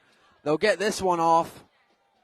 And it'll be muffed by Melbourne. They'll scoop it up. Nowhere to go now. Flag down. That's the. Well, there is a flag. There's a flag. I just predicted it. That's the beanie, but that's. Yeah. I was just psychic, guessing the flag was coming. 6:25 to go in the first quarter. Still 0-0 here. See Logan Barnhill here on the broadcast, reigning BSN Defensive Player of the Year. Graduated from Melbourne last season. It's been a defensive game for sure. 0-0. It's going to be holding on Melbourne, so that's going to back them up here on this return. So instead of starting it around their own 35, it'll put them at the 25. Sloppy so far. Sloppy on both sides. I mean, we've seen several penalties, more so on Titusville, but I mean, Melbourne's getting in on the flag party as well. And yeah, it's weird. I mean, that Melbourne Kickoff Classic, they had, like, from what I can remember, like, virtually no penalties at all. And, and I kind of said this on the preseason show as well. You got a young team. It can end up coming back to bite in certain instances, and this is one of them. I mean, and it's not that they're an undisciplined team. These aren't flags or like boneheaded penalties where you're throwing a punch or whatever. These are acts of aggression or some mental lapses jumping off sides. But when you're a young team, and both of these teams, don't get me wrong, are young teams, that's going to happen. You're going to have games like this. Fortunately for both teams, it's happening on both sides of the ball, or both teams rather. So, if it was just Titusville getting all the penalties, they'd really be shooting themselves in the foot. But fortunately enough for both of them, both of them are being sloppy. Remember tonight, 1 hour after the Jones-Coco game concludes, We'll be back at the Melbourne BSN studio for the Walk-Ons post-game show. So keep it tuned into Brevard Sports Network even after the games conclude. MCC leads Astronaut 14-0. What's up, Lo? How you doing, buddy? First down and 10. Melbourne now at their own 21-yard line. Jordan Padala, play fake, rolling out left, throwing the screen, and that is baited. He breaks a tackle, breaking down the sideline, and that's going to be a gain of about 12 there by number 11, Ty Field. And I love the run after catch there because Titusville looked like they baited it, and it's not going to matter. They have too many men down, or illegal man downfield on that one, I do believe. Oh, no, they're going to wave it off. Flag is waved off. First down, Melbourne. Keone Collins had an excellent block out there on the perimeter, and the reason that was legal and not offensive pass interference, ball was thrown behind the line of scrimmage. And Keone Collins just got into the hooks of the defensive back, and you really want to see that pass thrown a little bit quicker, but he was kind of letting that block develop, hitched a couple times, and hit him on the bubble, and Jack Casey does the rest there. First down and 10, Melbourne now at their own 33-yard line. And Padala drops back, looking to throw down the sideline. One-on-one, it's hauled in. What a catch by Jack Casey, falling backwards there. First down, Melbourne into Titusville territory. That's a gain of 30. And that's first of all, he threw that off his back foot. And that was an absolute dime. Ball. Second thing, that's multiple times that we've seen Titusville Terrier defensive backs jump the ball a little bit too early. The corner had good coverage. He jumped and went for the ball maybe a half second too early, and that was able to loft right into the receiver's hands, pick up a big gain. Score is 0-0, 5:49 to go in the second quarter. First down and 10, Melbourne at the Titusville 39 off a 30-yard passing catch from Padala to Casey, throwing to the outside. That one jumped, nearly intercepted by Jamarion Stevens. Melbourne got to be careful with these. Although Titusville's missing some of these jumped passes, they're getting really close. Well, he knew that one was coming. That's not the first time that they've ran that play with the little play action look or RPO and gone to the hitch route, and he sat on that and let the route develop and knew that's the only route that they had on that play. So I'm going to go ahead and get out in front of that one. Lucky it didn't go for 6. Jamarion Stevens won. If he does get a hold of that, he would have been going. Second down and 10, Melbourne at the Titusville 39. Padala in the gun, 5:44 to go in the second quarter. Padala rolling out, throwing the slant. That one tipped off the jump again. Melbourne has got, in my opinion, they got to stop throwing the slant every down because Titusville's just crashing on it now. Well, Titusville's doing a really good job of slow playing their linebackers and not biting on that run. They're dropping them immediately into coverage. That's one of those RPO plays that they run. They got power action with the guard pulling around so they can give if they see it. Linebackers are kind of standing still and making the quarterback make a decision. He pulls it up, and as soon as he does, they're able to drop back into the coverage. So you got a triangle defense there with the corner, the overhang, and the outside linebacker sitting right in that zone where that slant's supposed to go. Third down and 9, Melbourne at the Titusville 39. Padala turns, gives up the middle. I'm surprised with that. And that's going to go for no gain. Yeah, that's keep all the way, and he had the bubble out there, and he had numbers. You know, he had a blocker out there. For 11, Ty Field on the if he were to go that way. Jalen Daly on the carry for no gain. It's going to be fourth down and 10. But yeah, that defensive end just crashed. I mean, they're not respecting the legs of Padala, and quite frankly, they don't need to. He hasn't showed a willingness to pull it and run. In that instance, that's a play where he needs to pull it and run. Looks like Melbourne's going to go for it here. I'm surprised they ran the ball. Fourth down and 10, Melbourne at the Titusville 39. They're going for it. 5 minutes to go in the second quarter. Padala in the gun. 2 receivers split either way, 1 back. Dropping back. Flag down near side. Inside, open. First down, Melbourne. If the flag, but is quickly thrown. When it was called, I think we're going to get an illegal formation. James Nollmeyer on the reception for Melbourne, but we'll see if this comes back on the fourth down and 10 conversion. It is. I think it's going to be an illegal procedure. Yep. Illegal procedure on Melbourne. That's a loss of down. First down, Titusville. Absolute brutal break there for Melbourne on a great pitch again from Padala. The first reception for Nollmeyer. And that's going to come back and now switch hands as Titusville will take over. I'm thinking the inside receiver might have been covered there. They both went out for a pass, but can't go out for a pass if you're covered. And that's why you saw that go so quickly, that flag. 24-14, Holy Trinity leads Cocoa Beach. Yeah, I mean, that's unfortunate. James Nollmeyer. I shared a fun fact on the broadcast last night that I played youth football with Brady Hart at Satellite. Also played with James Nollmeyer. Wow. So another player. Look at you. Out of that Satellite tree. Again, Actually, besides anyone that knows me, I'd give them $5, not literally, if they could guess what position I played. The in-house announcer said that might have been an illegal touch. Huh. If that's the case, then outside receiver must have got forced out of bounds or something. I don't know. Possibly. First down and 10. Titusville now their own 44, 21-0 Heritage, leading late in the third quarter. I guess that's second quarter. As we got whistles, this play is not going to go. We're going to have a timeout, Melbourne, number 2 of the half. 4:48 to go in the second quarter. It's first down and 10 coming up for Titusville. They're on 44. I want to see some good ball movement out of Titusville. I don't care if it's a long drive, a quick drive. They got to get some first downs. They got to move the football. Number one thing, no penalties. I'd like, a clean drive, but I'd like to also see a sustained drive by them. We've seen Melbourne sustain a little bit of a drive before, Titusville's defense kind of tightened up. But yeah, I'd like to see a good mix of pass and run, no flags on the ground. Maybe try and get yourself in a scoring position. You tried the long field goal, and it looked like you had the leg for it, so you got that. That field position was gained by the defense off the interception. You're absolutely right. Palm Bay up 3-0 on Bayside. I'm very interested in Bayside's defense holding the Dan Burke offense to 3 here early in the Battle of the Bay. Palm Bay playing their back-to-back rivalry games. They got Heritage next week. First down and 10. Titusville, their own 44. Off the turnover on downs once again. Melbourne showed the backs, dropped out of it. I think that's a new quarterback again throwing outside. It is caught in bounds and goes right out of bounds. That's Ray Wilson Polidor. That's still Harvey. Harvey's still checked in there. Yeah, I thought it was 13 for a moment, but it's Elijah Harvey once again. And Melbourne's trying to play a little games with him. They showed pressure up the middle. They dropped back out of it. We get a follow-up score update. Palm Bay leads Bayside 10-0 at halftime. Well, that was quick. I'm guessing our other score update was maybe delayed.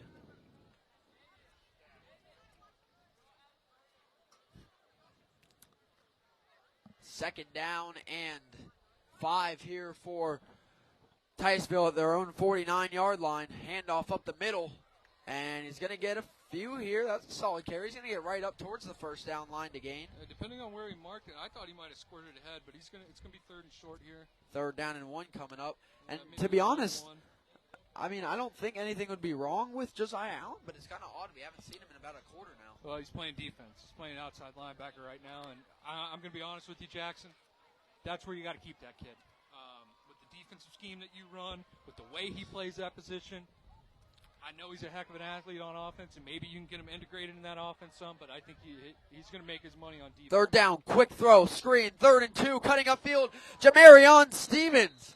First down, Titusville, up inside Melbourne territory. And this is what you want to see out of Titusville. Yeah, First down, Terriers to the Melbourne 40. They caught Melbourne napping on the quick snap, threw it out to their best receiver, and he just juked and jogged all the way to a first down. Surprised we didn't see a nice inside give there out of the pistol look, but you got Melbourne standing up. Heck, we'll go ahead and snap it and get it to Stevens. Score check still 0-0, 3:50 to go in the first half. First down and 10, Titusville at the Melbourne 43. Turn, give, Lopez up the middle, running through defenders, and that's going to be a solid gain on first down by Nate Lopez. I like this Lopez kid, man. Agent Zero. Kid runs hard, tackles hard, flies around. He's a football player. Not a very big kid either.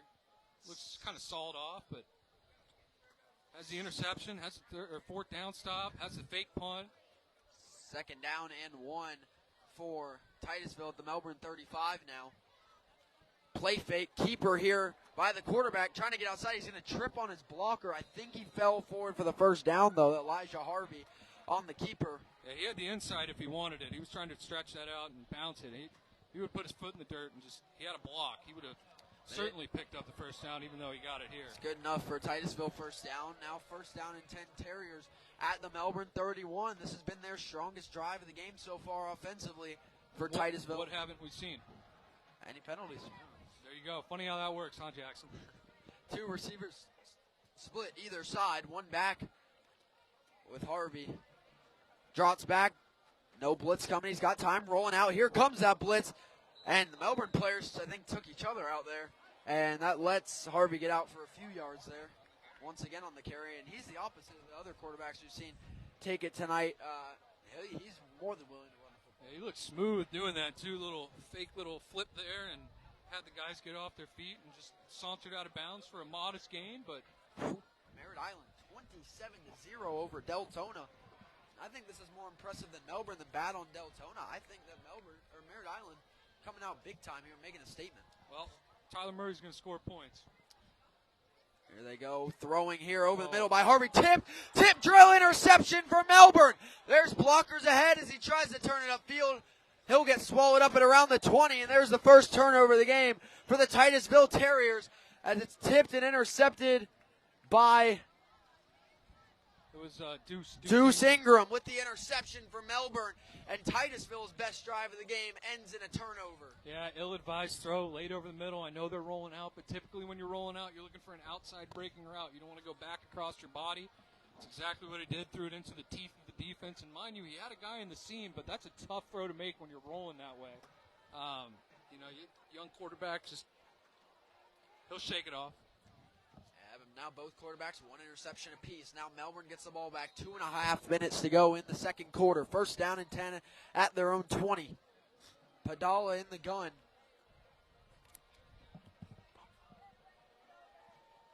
Padala airing it out down the center of the field. One-on-one coverage.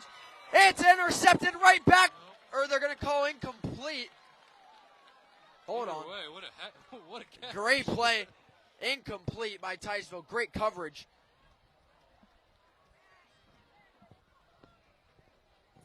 Second down and 10. I think, if I'm not mistaken, that looked to be number 4, Jabari Green. No, that was Stevens. Oh, Jamarion Stevens, rather, in coverage. That was a great play. Nearly an interception. I think his feet landed out of bounds, or maybe he didn't hold on to it.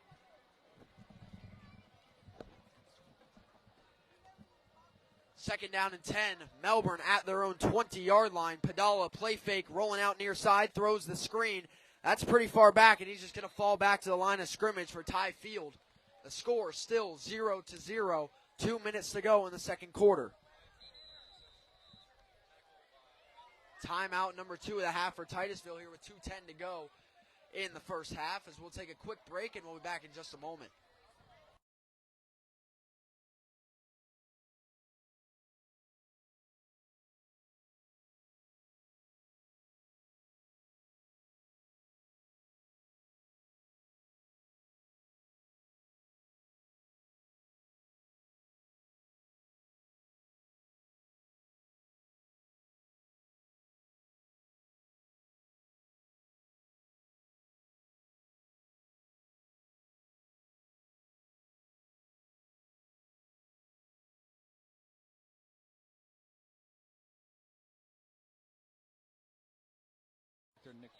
Welcome back, everybody, to the Brevard Sports Network. Seminole leading Rockledge 13-6, and a tight game early on in that one. Out of the timeout here, third down and 10. Melbourne from their own 20. Once again, I'd like to thank our main sponsor, Rich's Auto Tech. I'll tell you more information on them in the next stoppage of play. Third and 10. Padala lined up in the gun here. Gone past on the first 2 downs. Deltona gets the score on the board. As Padala rolling out near side, looking, throwing over the middle. He's open. It's caught. That's going to be first down, Melbourne. That's a gain of 15 to their own 35. That was Ty Field as Melbourne moving it down the field. Yeah, that's a good play. That's a good play versus a cover 3 scheme there. You don't really have anybody defending that gap, or there's a hole in that zone. So you got a short route, a long route, and you got a guy just sitting in the zone there. Good find by Padala. First down and 10, Melbourne at their own 35-yard line. Padala drops, pump fakes, throws. It is caught to the near side. He's swarmed by Titusville defenders.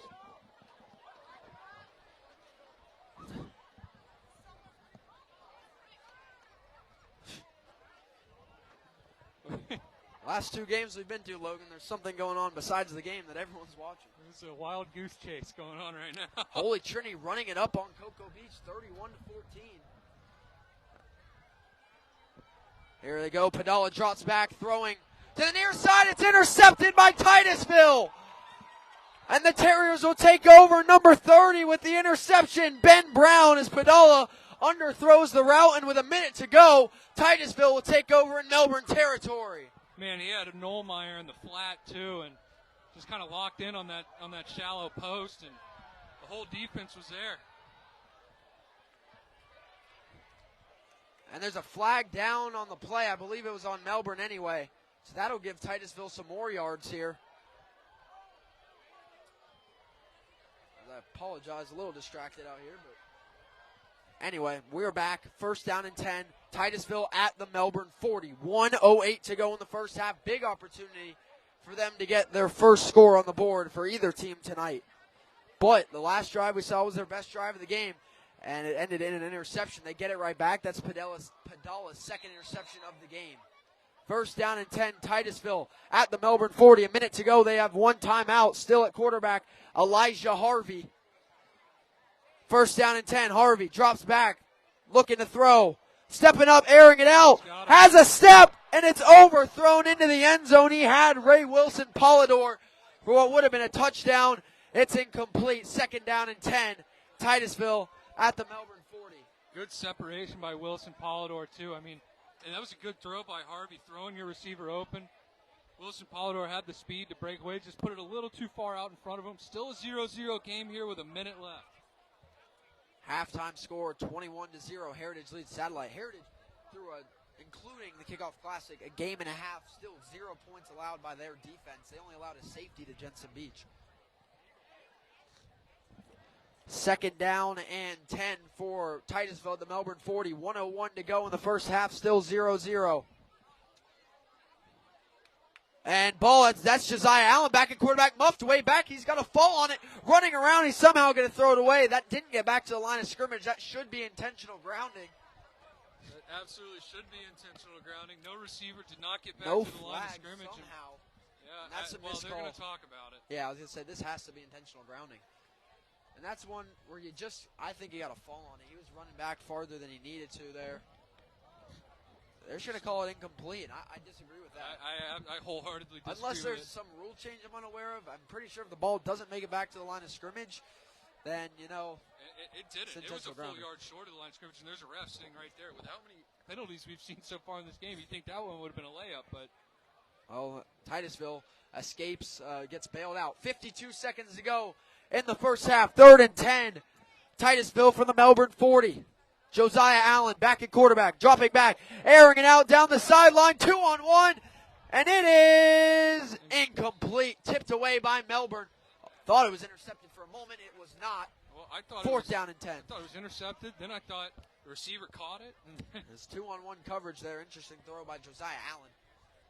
Passing game hasn't been too successful yet tonight for Titusville. Offensively, they have struggled to move the football. Yeah, they're taking too many shots, in my opinion. I think you need to try and work coverage. Yeah, you need to try and work the intermediate passing game.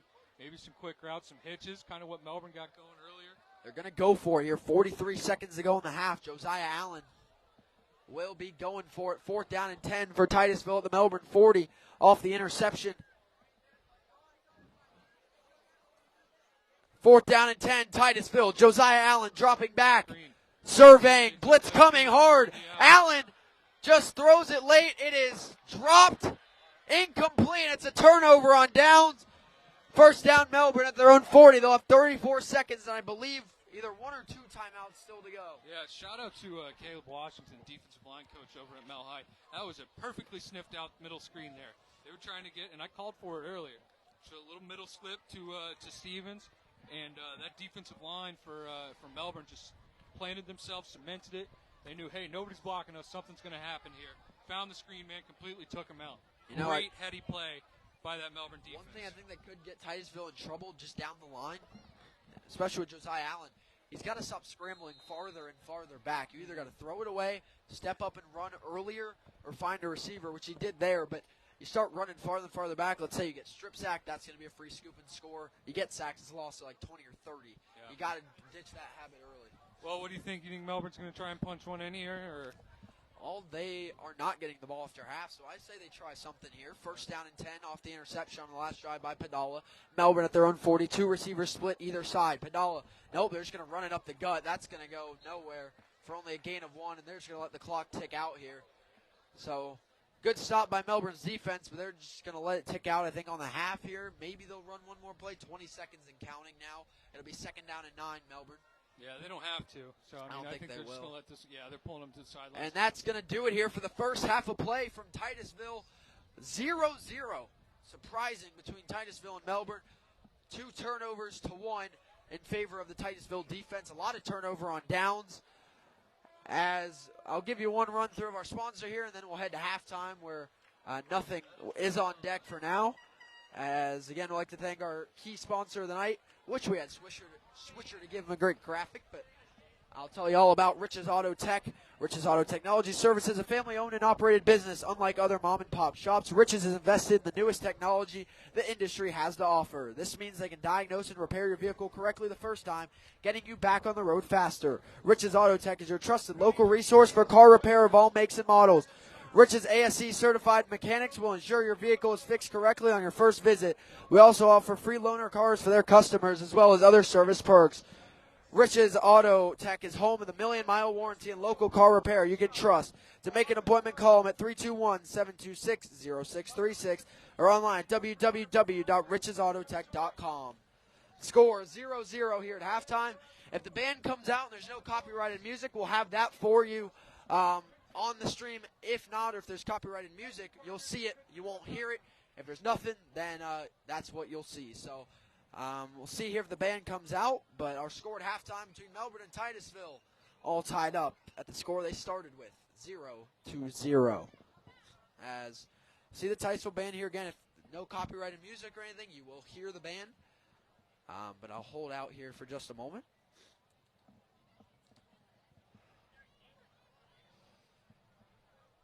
See the Titusville band taking the field. At halftime, Coco leads Jones' scoregami 19-7. As it's a 12-point Coco lead in the halftime. Nice start for Coach Ryan Schneider and his Tigers title defense. Starting up in Orlando, Florida.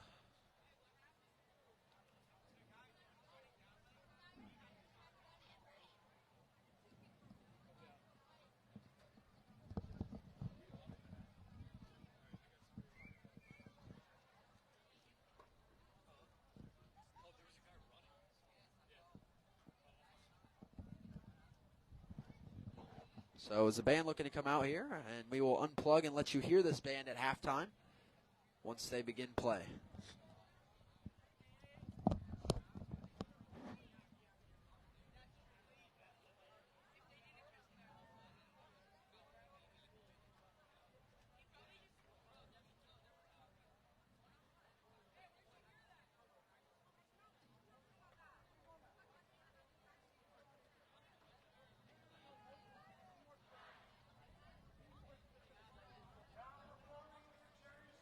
Titusville High School. The band is directed by Jennifer Zahn, Ian Schwent. Color guard coaches Perry and Rona Horner. Percussion instructor Daryl Wahlberg and drill tech Todd Mastrick. The drum majors are Santiago Fernandez, Madison Crynup, and Janila Phillips. Percussion captains Ethan Hand and Juliana Hughes, and band captain Emma Schultz. Tonight, we will be performing the beginning of our 2023 marching show, tribute to the music of the Wild West. We begin with a fanfare from the cinema hit, The Good, the Bad, and the Ugly. We follow it up with John Williams' score from the movie Cowboys. Drum majors, is your band ready?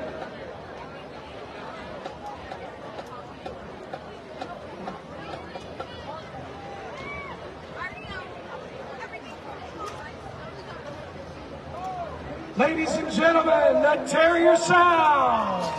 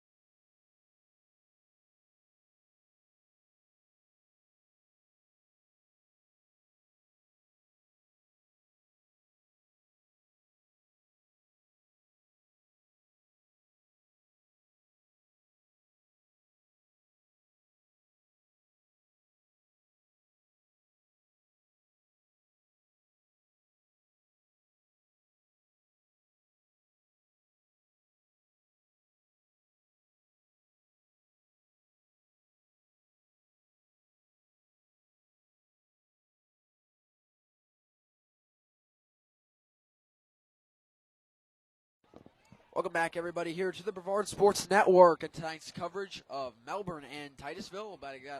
We have about 1 minute to go here in halftime. Still 0-0 the first half score. I think this game is going to come down to halftime adjustments, and it's going to come down to who can convert these drives on offense better here in the second half. Both teams had some decent offensive drives, but they all really ended in turnovers for the most part. 2 turnovers by Melbourne, I believe 1 by Palm Bay, 2 interceptions by Jordan Padala for Melbourne, but a lot of turnovers on downs and stuff like that. The main thing was also penalties. You got to limit those unforced errors as well for both teams here as we start the second half and try and break this 0-0 tie. We got a lot of score updates at halftime. Run through those with you. O'Galley leads Springstead 7-0, so that's a low-scoring game over in Tampa as the Commodores are traveling. Holy Trinity leads Cocoa Beach 38-14 as the Holy Trinity Tigers making a statement in week number 1.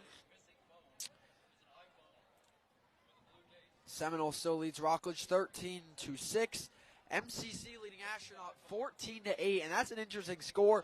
Credit to the Astronaut War Eagles for having a good game so far versus MCC, but we said on the preview show last night, all of us, myself, Anthony Knockreiner, Alan Slaughter-Zinski, all said we wanted to see a big performance out of MCC tonight, and doesn't seem like we're seeing that so far because more of just how much has been talked about MCC this offseason and how much they presented themselves. Nate Hook set that expectation at a state championship, and so far still leading Astronaut, but only by 7 here at halftime.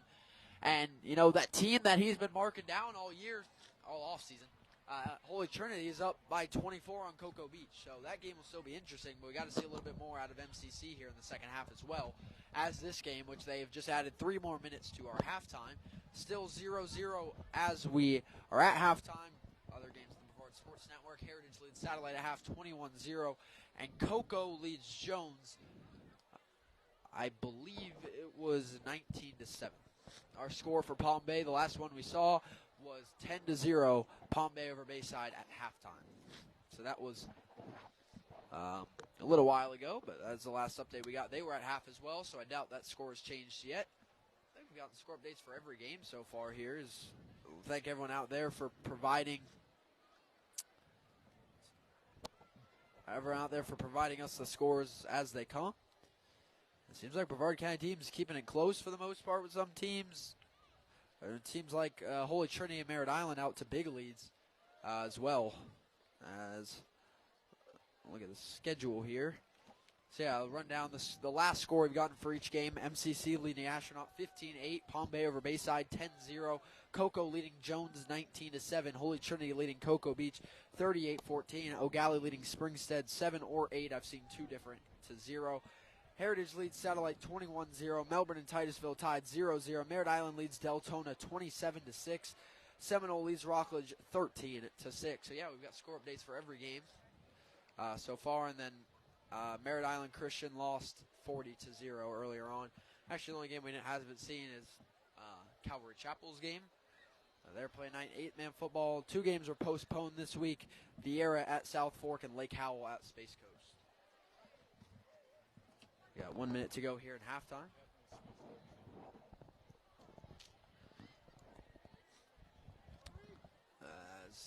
We got a minute to go in halftime. Melbourne excited to take the field here, though. They're both ready to go.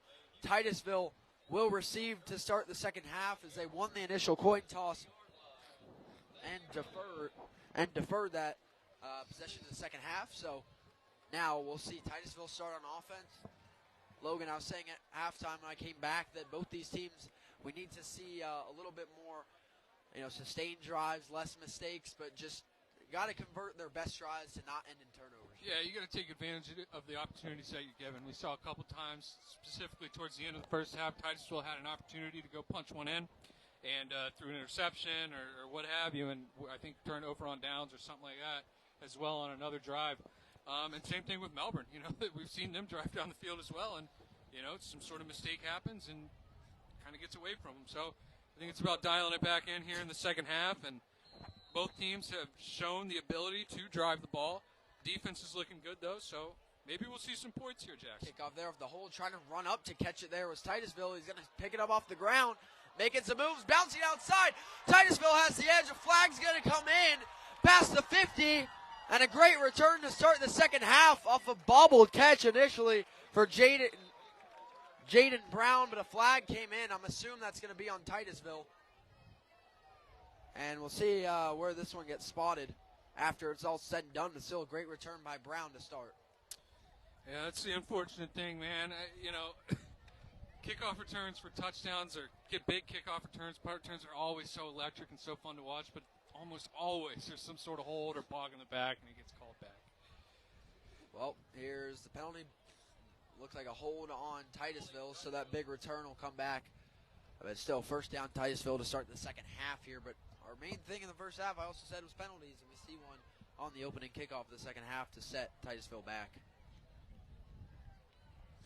And this is really going to set them back because that's 10 yards from the spot. So now it's going to be first down and 10 Titusville at their own 27-yard line to start the second half. Our game, the only one in the county, 0-0 at halftime. Palm Bay jumping ahead over Bayside 17-0 late in the third quarter. Bayside was holding them close for a while, but Palm Bay starting to get out to a solid lead. Split backs here to start first down and 10. Handoff right up the middle. Good run here for Titusville on first down. Saw a gain of about 7. There's their guy, Nate Lopez. Solid run there. It's going to bring up second down. And about 4 now for Titusville at their own 34-yard line. Nate Lopez on the carry, still split backs here.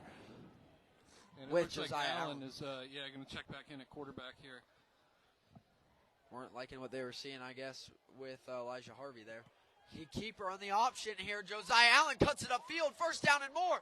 Josiah Allen trying to bounce outside. He'll get it up to the 50, as that's a gain of about 16. First down, Titusville coming. The score in this game still 0-0. A minute into the second half now. And that's what you got to do to sprinkle him into the offense right there. Is run the triple option out of the split back look. Let him get his legs involved because he's a heck of an athlete. I was surprised to not see Allen, when he played in the first half, really go to the run there. He does their electric run. Is now they are going to switch quarterbacks and bring in Elijah Harvey once again. Well, Allen's helmet popped off, so he had to come out. That explains it. First down and 10, Titusville at their own 49-yard line. Quarterback turns, gives. Jamarion Stevens going backwards, somehow stays on his feet, but he's running backwards about 10 yards, cutting it upfield. Oh my goodness, bouncing outside. Jamarion Stevens down the sideline. No one's going to catch him. Touchdown, Titusville. What a run by Jamarion Stevens. Technically a 51-yard touchdown. You add all the yards he ran backwards, that's a 61-yard touchdown for Jamarion Stevens, and Titusville gets on the board first. Jackson, he ran across the river, went and did a loop around the VAB, came back, juked a couple guys out, and then kept on running all the way down to Space Coast. He's eating some wings at Dogs R Us right now down US 1. What a run by the reigning BSN Player of the Year, and you can see why. Look at that athleticism, folks. Reigning BSN MVP, 51-yard touchdown by Jamarion Stevens, his first in Terrier blue. And they'll head on for the extra point here with 10:27 to go in the third quarter. Looking to go up 7-0. Dean Roberts to kick. Kick is up. It is good. 7-0. Titusville jumps ahead early in the third quarter. And well, what did we say? No mistakes, none there. And sustain the drive. They didn't really have to. It was quick punch. Jamarion Stevens took it into his own hands. Looked like that was going to be a loss of like 10, 12. Turns into a 51-yard touchdown, and that's just the talent that Stevens has. Well, they got their mistake out of the way on the kickoff, and it was the run game. It was getting Allen's legs involved. That adds a different dynamic, and then just letting your athlete be an athlete, run around in the backfield. That'll work at this level, and it certainly did there. I thought he was dead to rights, 12, 15 yards in the backfield, and just made everybody and their brother miss, and scampered on in for a 51-yard touchdown. We ran about 155 yards. Quick score update. MCC up ahead over Astronaut 20-8. Heritage scores on their opening drive of the third quarter up over Satellite 28-0. 7-0 here. We got points, Jackson. Yeah, we do, and that was an electric way to get it done with Jamarion Stevens. And I said, a team that could look to win this is who makes the best halftime adjustments offensively. And, well, we saw Titusville's best drive by far of the game and gets us our first score. Now, it'll be interesting to see how Melbourne responds. The run game for them was a wash. Titusville completely took it away, and they started really selling out on those stick routes that they were running and jumping routes early. We'll see if Melbourne kind of made some adjustments to that and see if they can throw a little bit of a wrinkle into their offensive game plan here in the second half. Dean Roberts to kick off here for Titusville, following the touchdown at 7-0. Terriers over the Melbourne Bulldogs. As here comes the kickoff from Dean Roberts. It's a line drive here, bouncing down at about the 25. It's going to be picked up off the roll by Melbourne. Trying to get to the outside. He's not going to get there. Short return, pushed out of bounds. That was Deuce Ingram. It'll be first down and 10. Melbourne at their own 20-yard line to start the second half, now trailing for the first time all night, 7-0. Well, you know, Jackson, we saw last week. I mean, it was in the first half, but Lake Brantley scored early. I think their first play of the drive. You know, this was maybe the third play of the drive, and Melbourne was able to respond. See if they can carry that momentum over here into this game. Yeah, we'll see what Melbourne's halftime adjustments may be offensively after. You know, they had a few solid first half drives, 2 turnovers, not a highlight for them, though, so we'll see if they can see to hold on to the football and make some more plays. Trips far side will come up here, one back with Padala. First down and 10, Melbourne at their own 20. And Padala turns, gives right up the middle. First down carry, going to go for about 4 for Jalen Daly. Not too bad on first down. Yeah, honestly, that's probably their best run of the night so far. Just a simple little give right up the middle and able to squirt ahead. Maybe they can take advantage of some of the aggression that Titusville had in the first half, selling out on the run and dropping for the pass. Maybe they can find a couple holes in the run game now in the second half. Third quarter, Merritt Island leads Deltona 27-6. Impressive performance for the Mustangs here on opening night. Second down and 6 now for Melbourne at their own 24. Jordan Padala, same trips far side, same handoff right up the middle. This one not going to be as successful for Jalen Daly as he's going to go for a short gain to set up third and manageable, though, for Melbourne. They're going to give him about 2. It's going to bring up, or they're going to give him 3. Yeah, those Titusville linebackers are absolutely flying around right now. You got Josiah Allen, you've got Nate Lopez anchoring the outsides there, and looks like 22 Parker Bryant playing the middle backer, but that's what you need in this scheme is linebackers are going to fly around.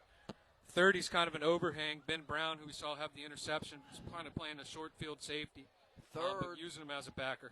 Third down and 3, Melbourne. Padala rolls out left. Blitz coming. Tucks it. Padala throwing to the outside. Wide open is hauled in for the first down and more for Melbourne on the far side. And you see Padala not wanting to run. He had the lane. But it's a good throw regardless for the first down. Trying to see who hauled it in. I think it might have been number 11. Nope, number 19, James Nollmeyer on the reception. He had him a lot sooner, too. He was looking for the seam. The seam wasn't there, and he was clutching. He could have got rid of that immediately, and he would have picked up even more yardage. That kind of delay in throwing that allowed that Terrier defense to kind of swarm on him after the catch. Trips near side coming up here. First down and 10, Melbourne at their own 38-yard line. Padala in the gun. Drops back. Airing it out down the sideline, wide open, 2 receivers, and it's broken up. He was looking for Ty Field, but I tell you, if he threw over to Keone Collins, it would have been a farther throw, but he was even more wide open. How about that recovery by Ray Wilson Polidor? We've called his name several times tonight. He's playing an excellent job at that deep safety, playing that center field position. Kind of got to cover sideline to sideline there. Got over top. Great cover. I mean, he was beat, and he just turned on the jets, get in there, and put his mid in there and knock the ball away. I got to tell you, we didn't see Padala try and throw deep very much last week. I got to admit, that was a nice-looking ball. He throws a good ball. Throws an excellent ball, but this secondary for Titusville has been quite pesky tonight. Second down and 10. Padala dropping again, throwing outside. That ball, I believe it was broken up, incomplete. Now third down and 10. Melbourne at their own 38-yard line, now trailing by 7. They ran a mesh on that play, and basically you're taking the 2 inside receivers and running crossing patterns, trying to pick the linebackers. Linebackers typically are taught to go ahead and decleat one of them, and that's exactly what they did. So they had to go to the wheel out of the backfield. It was late, behind, and again, great job by this Terrier defense. Third down and 10, Melbourne at their own 38-yard line. Trips near side once again. See if they look deep here. I may be looking for that slant again underneath on the far side. Third down. Padala throws near side. He's there, one-on-one. There's the flag, and I was going to say He was early. DB got there early, and Melbourne's going to get a first down out of that one. Yeah, he was quite early, and Ben Brown, number 30, playing that overhang. He tried to, saw it again, trying to jump those routes a little too early. Just have some patience, man. Let it come to you, because he would have had his second pick of the night, but instead. Ray Wilson Polidor, I think is who they're going to call it on. Pass interference on Titusville, first down Melbourne now. And that's a hard one because you ended up behind the receiver. Padala kind of underthrew it, maybe purposefully there to hit his receiver, and he kind of just pulled him by the waist away from the ball, which is going to be the obvious pass interference there. That'll give Melbourne a free first down. I don't know that he needed to do that either. I think the ball might have sailed a little bit, but. Now it's first down and 10. Melbourne at the Titusville 47-yard line off the penalty. And, well, we talked a lot about penalties offensively, but defensive penalties, too, you don't want to have especially. First down and 10. Melbourne at the Titusville 47, 8.5 minutes to go in the third quarter. And their opening drive of the second half. Trips far side. Padala gives up the middle. Daly pushing ahead for a solid carry of about 6 on first down for Jalen Daly. And Lopez on the tackle. That's going to bring up second down and about 4 for Melbourne at the Titusville 41. Yeah, Melbourne finding some success in the run game now, so maybe ride that out. For second down and 4 for Melbourne at the Titusville 41. 8 minutes and counting to go in quarter number 3. Trips far side this time. Padala turns, gives Daly up the middle, bouncing it. He's going to get just brought down by the ankles by Isaac Russell. I thought he was about to break free down that seam, but then he's hobbling. See, he had a man wrapped around his ankle. Yeah, Russell. Great job by Russell. Looks like he's playing that defensive end position. He's able to come down the line of scrimmage and get him by the shoestrings there. And that's going to be no gain. Third down and 4. Melbourne still at the Titusville 41. Score 7-0 Titusville. As Melbourne looking to respond quickly. Third down. Padala drops back. Has time. Airing it out. Has a man open. It is broken up. Nearly intercepted by Ray Wilson Polidor. And that's going to bring up fourth down and 3. Yeah, doing a great job playing that safety position. That time he timed it up right. Wish it would have came into his hand. I mean, hit him in the hands. He'd love to have that interception, but great break on the ball there. Way to read the receiver and get over top. Melbourne is going to go for it on fourth down and 3 at the Titusville 40. Padala in the gun, trips near side this time, as that's how Melbourne's been doing it, flipping back and forth. Fourth down and 3 for Melbourne, trailing by 7. 7 minutes to go in the third. Padala rolls out right, bootleg, looking, firing. It's broken up, and it's going to be a turnover on downs forced by Ben Brown. First down, Titusville. Yeah, and that was that little, it's not exactly a flood concept, but they've ran that play several times. Jamorian Stevenson with excellent coverage on the go route on the outside receiver. They're looking for that curl by the number 2 receiver there. Usually in that cover 3 scheme, there's a spot there, and good job covering that up. We've got a player hurt on the other end of the field. That's Keone Collins. Not what you want to see.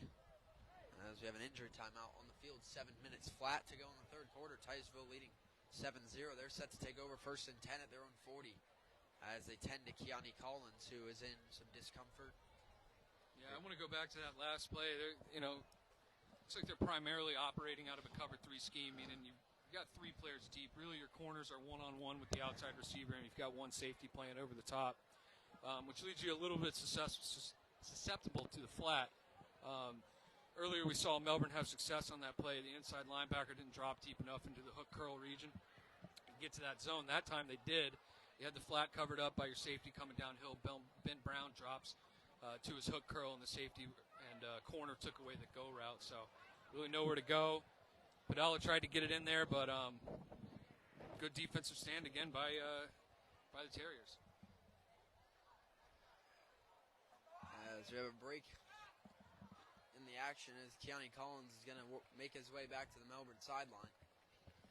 Titusville looking to take over first down and 10 at their own 40. Once again, the Terriers defense forcing the turnover on downs on Melbourne. I mean, after the game, you pick a player of the game, and honestly, if Titusville wins, it might just be the defensive unit as a whole. For me, it's in between Ray Wilson Polidor right now and Nate the Great Lopez. I'm between Nate Lopez and Jamarion Stevens. If Titusville wins and Melbourne wins, we'll have to see, because whoever would get the score for them would be interesting, and that would definitely influence that vote. But you'll see them post-game. First down and 10, Titusville at their own 40-yard line off the turnover on down. 7 minutes to go in the third quarter. Looking like it's going to be split backs here with Josiah Allen, the quarterback.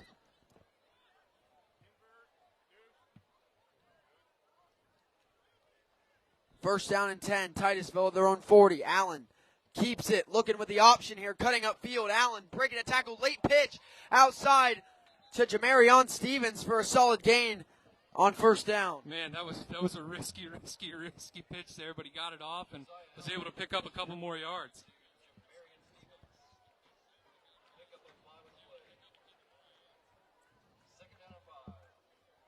It's going to bring up second down and 5 now for Titusville at their own 45 on the pitch from Allen to Stevens. There's a movement up front. That's going to be, I believe, on Titusville. Yeah, it is. We're going to get a false start here on Titusville. Now it's going to go to second and 10 as that backs Titusville right back up to their own 40, and that's one of those mistakes they got to limit and stop having to happen. So a tough break on the penalty there for Titusville. That'll bring up second down and 10. Terriers at their own 40. Jones starting to come back. Cocoa leads 19-14. As Cocoa initially led 16-0. So now they've been outscored 14-3 since then by the Jones Tigers. Melbourne showing pressure. They're going to back second off and 10, play fake. Throwing over the middle, overthrow, tipped, intercepted by Melbourne. Second interception with a lane down the sideline, inside the 30, inside the 25. Tip drill interception by number 32, Jackson Eagle, off the tip by Deuce Ingram. Man, yeah, you can't be low and behind on the slant pattern. That gets tipped up and right into the hands of the safety, Jackson Eagle, and now Melbourne's right there in scoring position. And just like that, the tides can shift. And for the second time tonight, it's an interception by Titusville, the first for Josiah Allen. And now turnover battle-wise, not counting all the turnover on downs, 2 interceptions apiece. First down and 10, Melbourne at the Titusville 25-yard line with a chance to tie the game on this drive. Mind you, Titusville stuffed Melbourne on their opening drive of the game inside the red zone. So we'll see if they can make it farther this time. 6.5 minutes to go in the third quarter. Melbourne looking to tie this game up. Heritage jumps ahead of Satellite 34-0. Satellite blocks the extra point. First down and 10, Melbourne at the Titusville 25 off the interception. Man in motion, Padala, play fake. All alone, good. Here comes the defense throwing high, incomplete. That was dangerous. But open on that post route was Ty Field. Yeah, Ty Field coming across on the over route there. They had a kind of a shallow or a skinny post coming over the top, and that kind of cleared out that secondary. It was a slow developing play, but he did free himself open there. Just had to put a little less touch on that football. That's dangerous for the overthrow because the safety was coming downhill there. Timeout for the water break here with 6.5 minutes to go in the third quarter. Titusville leading 7-0. Melbourne with a second and 10 at the Titusville 25 coming up. I'd like to thank our head sponsor, Rich's Auto Tech. Rich's Auto Technology Services, a family-owned and operated business. Unlike other mom-and-pop shops, Rich's has invested in the newest technology the industry has to offer. This means they can diagnose and repair your vehicle correctly the first time, getting you back on the road faster. Rich's Auto Tech is your trusted local resource for car repair of all makes and models. Rich's ASE certified mechanics will ensure your vehicle is fixed correctly on your first visit. They also offer free loaner cars for their customers, as well as other service perks. Rich's Auto Tech is home of the 1,000,000-mile warranty and local car repair you can trust. To make an appointment, call 321-726-0636 or online at www.richesautotech.com. I'd like to thank our other head sponsors, Beachway Volleyball Club, Uber Zotti, Kel Clean, Global Polygraph Analysis, Zone 6, and the Zone 6 Reapers, all for supporting the Brevard Sports Network. So we're coming back here out of the water break. Second down and 10, Melbourne at the Titusville 25 off the big interception by Jackson Eagle. Padala in the gun. Two receivers on the near side, one far side, stack in the box. Play fake, Padala rolls left, blitz coming hard, throwing open to the outside. It is, I believe, hauled in. It is caught. First down, Melbourne. Yeah, that's a tough throw to make, too, on the roll. Comeback route such as that. And Brady Clark on the reception. He's listed as the roster as a kicker and a kicker only, but he can catch the football as well, and that's going to put him inside that Riches Auto Tech red zone to the Titusville 17. I assume that was probably Noelmeyer, who wears 19. It was 13? No, sorry, I meant the Titusville 13. That was James Noelmeyer, number 19 if it was. 18 is or it could have been 10. Brady Clark. First down and 10. Melbourne to the Titusville 13-yard line. Padala drops. One-on-one, throws the fade, and it's overthrown out of bounds, incomplete. That's a bold throw there. It'll bring up second down and 10 as it falls incomplete. Yeah, I think he diagnosed the fact that that ball wasn't going to be there. It was sticky coverage by the secondary, and he just lobbed that one into the track. I'm going to guess that catch for first downs by number 10, Jack Casey. That'd be my guess as well. I don't think the kicker's out there. I just saw him again. It looked like 18, and then he took off and it was 10. So I'm going to guess that was Casey.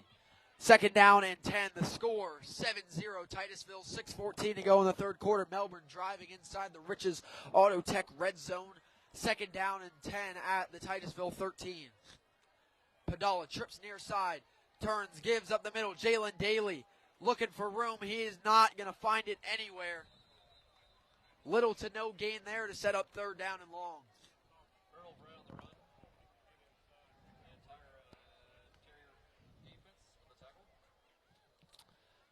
Looks to be only a gain of 1. Third down and 9. Melbourne at the Titusville 12. You got to get I think for Melbourne, you got to get a touchdown here off this drive. You want to respond as quickly as you can, especially with the great field position. I think points. I think you'll take any kind of points here. Noelmeyer's a pretty solid kicker. I think he could hit one from here, no problem. But yeah, you got to be thinking 7. Third down and 9. Melbourne at the Titusville 12-yard line. Padala rolls out right, throwing corner of the end zone. Oh, what a catch! It is. That was caught. Caught! Touchdown Melbourne! What a throw! Jordan Padala to tie field in the back corner of the end zone to tie the game up pending the extra point. What a throw by Padala! What a catch to keep 1 foot in. I mean, I saw that from up here. He absolutely had a foot in, coming down with the catch. Heck of a throw by Padala, but what an absolute I was thinking the baller only way that catch. wasn't a touchdown is if he bobbled it. He did not, and he dragged that foot in. And the extra point to tie here coming from Brady Clark. High snap. Blocked by Titusville, and the Terriers will keep the lead with 5:22 to go in the third quarter, 7-6. And it seemed like every single Terrier got through that line. Yeah, it sure did. It wasn't a very good snap either. And that, I mean, Jackson, we saw a missed extra point last week. Kind of came back to haunt Lake Brantley. And this late in the game, you certainly want to try and tie it up. And now we're going to get 7-6, getting late in the third quarter. And off the score, Jordan Padala back corner to tie field. We got a score update 5 minutes to go in the third quarter. Holy Trinity leads Cocoa Beach 44-14. As Holy Trinity and Coach Hurley Brown making a statement in week number 1. Well, I said last night, specifically on the preview show, I thought that would be a close, low-scoring game. Neither of those are true. Yeah, Jackson, you're wrong. Unfortunately. It's rare. Neither close nor low-scoring. This one, on the other hand. Close and low-scoring. I said high-scoring and close. So, still a quarter and a half to play here from Titusville as once again choose to hold the kickoff for Brady Clark to kick off. Interception put him in great field position, and the 12-yard strike from Jordan Padala to tie field. But extra point was blocked by Titusville, and it's 7-6. Terriers still lead. You know, I think it makes a little sense. Both these teams' strong suit is definitely their defense. Sloppy play by the offense, and you're going to get a... The kick's going to be muffed here onto the ground, going to get scooped up in return here for Titusville. Cutting up the field, stumbling, he'll be brought down inside the 30, and that's where Titusville will take over. Yeah, like I was saying, you're gonna get a low score like this when strong suit of your teams, your defense, and sloppy offensive play with penalties and turnovers. Well, it was a shutout in the first half either way, and then within the first 2 drives in the second half, we see 2 touchdowns. So maybe both teams turning another leaf here.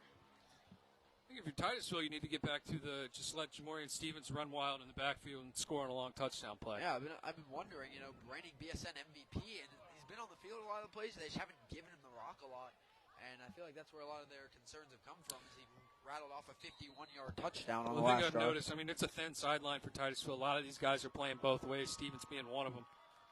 As they're going to hand it right up the gut, bouncing outside, Lopez. Running through people, breaking down the sidelines, 50 inside the Melbourne 40. What a run by Nate Lopez. First down, Titusville inside Melbourne territory. Heck of a run.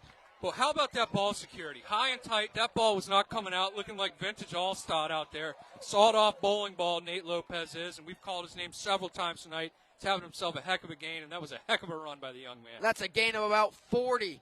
First down and 10. Titusville at the Melbourne 35. Ball security's job security, folks, and that ball was not getting popped out. Nate Lopez with a huge run for Titusville as the run game coming alive in the second half. First down and 10, Titusville at the Melbourne 35-yard line. Josiah Allen and Jamarion Stevens in the backfield.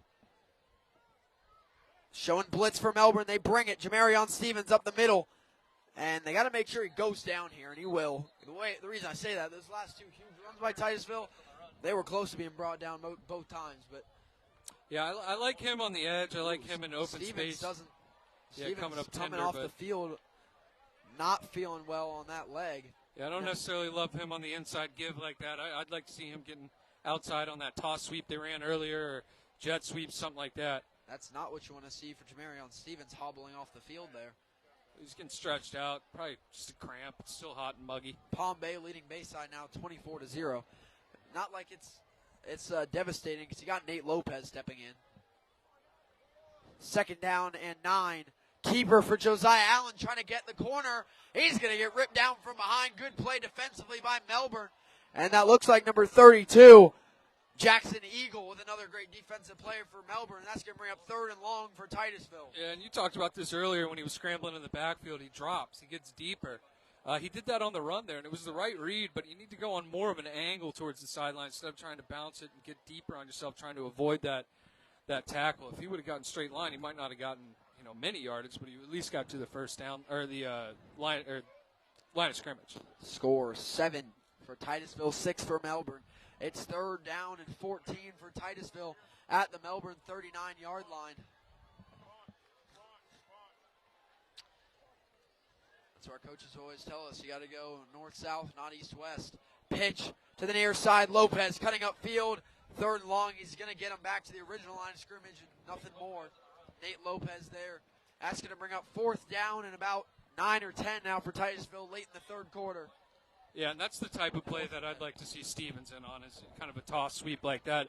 Lopez is kind of your bowling ball, run up the middle type guy. Stevens is your athlete. Get him out on the edge. Now, obviously, he's a little shaken up and on the sideline, so he couldn't do it on that play. But Dean Roberts, the punt now for Titusville in good territory at the Melbourne 35. And again, unless it's a fake, I question why they're not going for it here. It is fourth and long, I understand, but you're in Melbourne territory. You got a receiver on the bottom of the field, nobody's covering. Yeah, we definitely need to watch that. Oh, and there's the fake punt. They're going to run it up the middle. Lopez is short. And, well, I honor the try, but I honestly think just going for it normally might have worked out a little better. The fake punt try, number 2 of the night for Titusville, does not work out as well. And actually, thank you for the correction. The tackle for loss was 22, Wyatt Votava, to set up on third down. First down and 10. Melbourne off the turnover on downs at their own 30. Now with 2 minutes to go in the third quarter, Melbourne with an opportunity to take the lead, but they don't have the short field this drive, so see if they can drive what would be 70 yards to take the lead. Melbourne taking over, trips near side, first down and 10. 2 minutes to go in the third quarter. Titusville leads by 1. Turn, give, right up the middle. Decent spacing there, but a good hit laid by Titusville. He's somehow staying on his feet. That was Jalen Daly for a short carry on first down.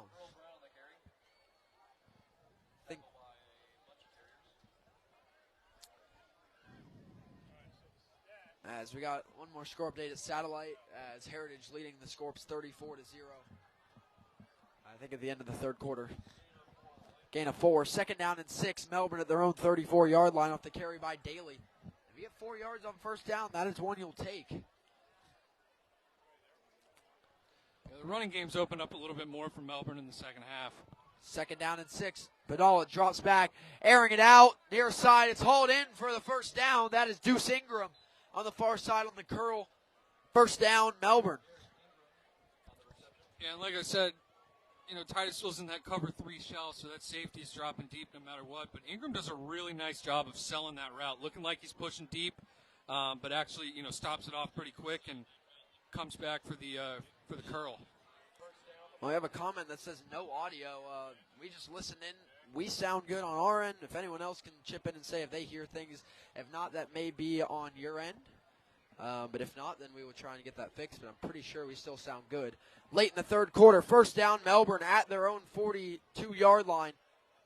Padala in the gun, trips near side. Padala drops back, surveying off his back foot, coming back to the football. Now you got to turn upfield, trying to get back to the original line of scrimmage. That's going to end up being a loss by forced by the Titusville defense. That's when he come back to your quarterback, came back a little too far. That was the screen we saw him score on last week.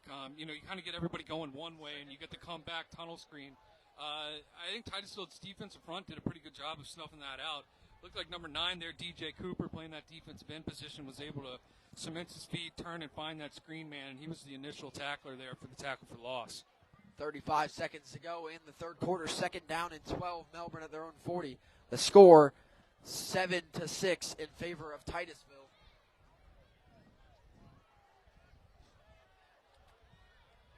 Second down and 12. Trips near side. Padala turns, gives up the middle.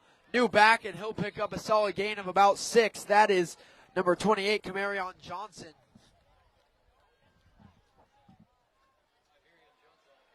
And that's actually going to be a really solid gain of about 7. Josiah Allen.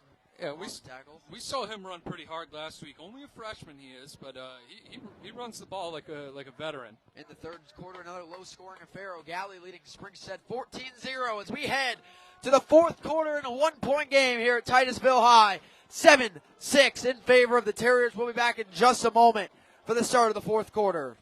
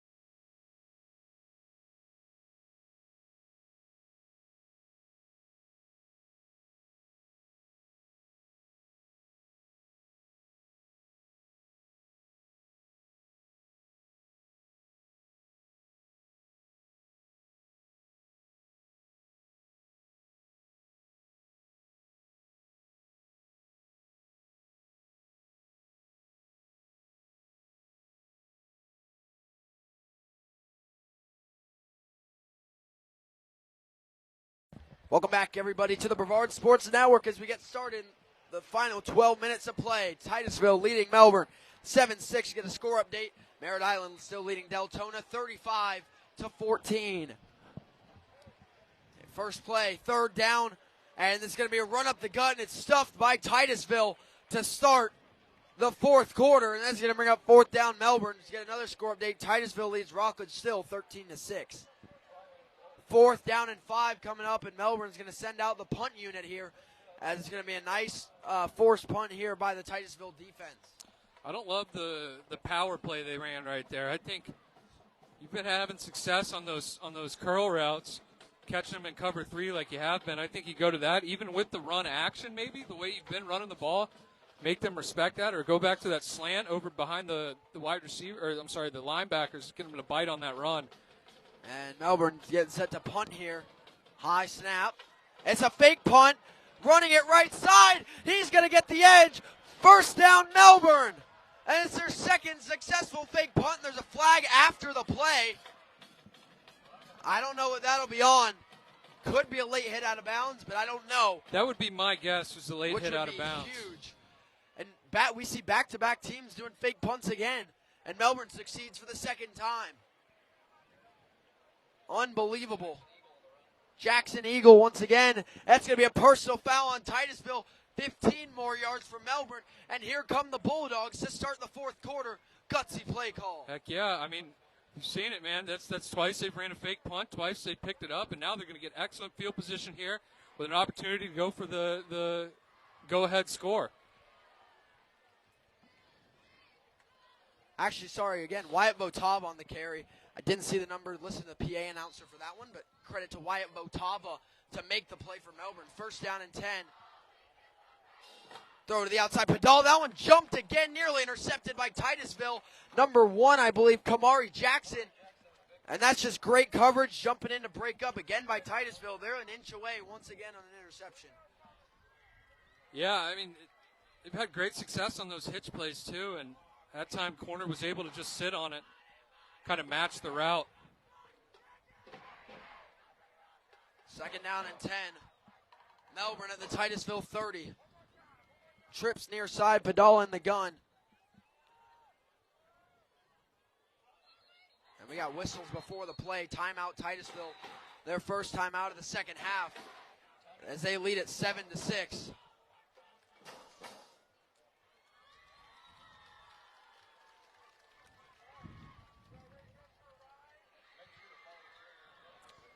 I'd like to thank our sponsor, Rich's Auto Tech. Rich's Auto Technology Services is a family-owned and operated business. Unlike other mom-and-pop shops, Rich's has invested in the newest technology the industry has to offer. This means they can diagnose and repair your vehicle correctly the first time, getting you back on the road faster. Rich's Auto Tech is your trusted local resource for car repair of all makes and models. Rich's ASC certified mechanics will ensure your vehicle is fixed correctly on your first visit. We also offer free loaner cars for our customers, as well as other service perks. Rich's Auto Tech is home of the 1,000,000-mile warranty and local car repair you can trust. To make an appointment, call 321-726-0636 or online at www.richesautotech.com. Second down and 10 coming up from Melbourne at the Titusville 30-yard line here. 11 minutes to go in this game. 7-6, Titusville with a 1-point lead here. Defensively, they've been able to stuff Melbourne a few times. And I think they've gotten enough out of the run game so far in the second half. I'd like to see that little RPO action they have with the slant coming behind the linebackers. I think that could be successful. Second down and 10. Padala drops back. Blitz coming hard. Padala rolling out. He's going to go down for a big loss as Titusville gets back to make the play. Number 13, Isaac Russell. That's a big loss. That's going to bring up third and forever for Melbourne. That's going to be third and 24. What a loss forced by Isaac Russell.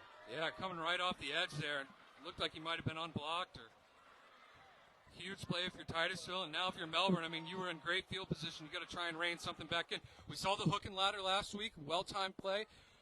Let's see if maybe they got another well-timed trick play. They obviously shown they're not bashful about running a trick play, which I absolutely love. Third down and about 21 now for Melbourne at the Titusville 41. Padala in the gun, looking to throw, drops back, 2 receivers split the other side, airing it out, he's got it, wide open, it's dropped at the 5-yard line. That could have been the go-ahead score. Looking for Craig Bowles, streaking down the field. Padala hit him in the hands, and it's incomplete. And now what could have been the go-ahead score now will be a punt for Melbourne. Yeah, great concept right there. Bowles able to split the defenders and find himself wide open. Miscommunication in the secondary. You got to take advantage of that, and he wishes he had that one back. That one brutal for Melbourne. Great throw by Padala. He's open. Bounces off the hands. That's one you got to haul in. Fake it again. 4th and 21. Do it.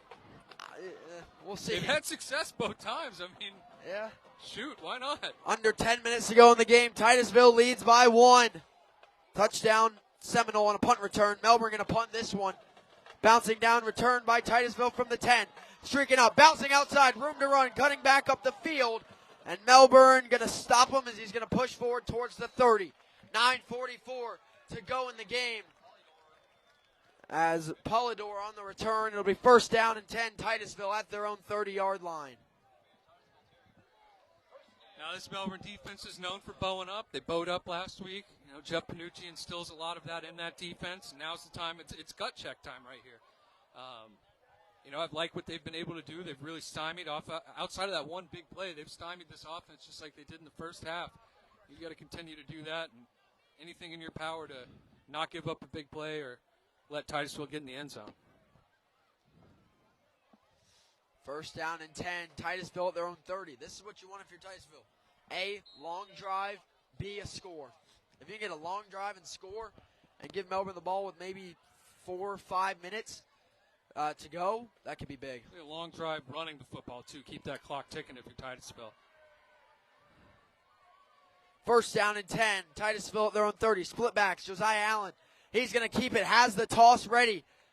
And he will toss it to the outside. Down the sideline. It's going to be a gain of about 15. First down, Titusville. New running back there, 21, Alex Christian. Kind of a smaller guy, but good time pitch. Hey, they've ran that 3 times, and all 3 times they've had success. That's one with Josiah Allen running. He had so much space. Didn't have a immediate need to toss it, but he said, hey, you got the better angle here. Take off down the sideline for a gain of 13. First down and 10, Titusville, their own 43. As split backs again with Josiah Allen in the gun. 9:31 to go in the game.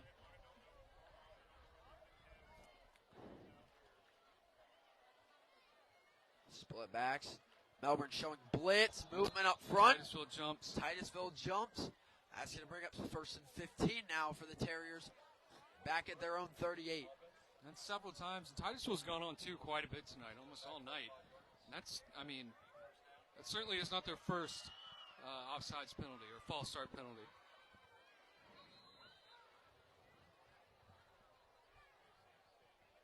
The score again, Titusville 7, Melbourne 6, 9.5 minutes to go in the game.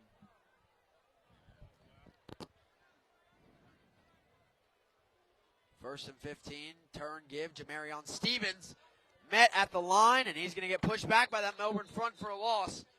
Good response after giving up the big play on the first down, and way to come back. I think you know that Titusville's going to want to run the ball right now, and I think Melbourne's doing a really good job up to this point of really stymieing that run game. Second down and 15 still for Titusville now at their own 38-yard line. 9 minutes now and counting for the Terriers with a 1-point lead.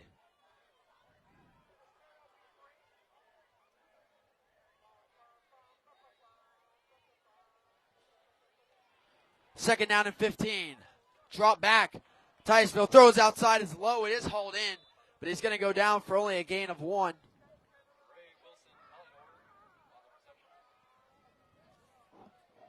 Ray Wilson Polidor on the reception.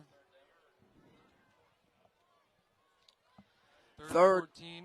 Really good job by Melbourne's defense so far on this drive.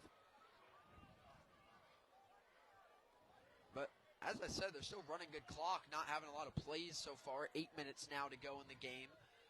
In the gun, Titusville, third down and 14 here at their own 39-yard line. They're going to send the man out of the backfield. 5 wide, third and long. Quarterback drops. Allen throws. He gets hit as he throws. It's overthrown.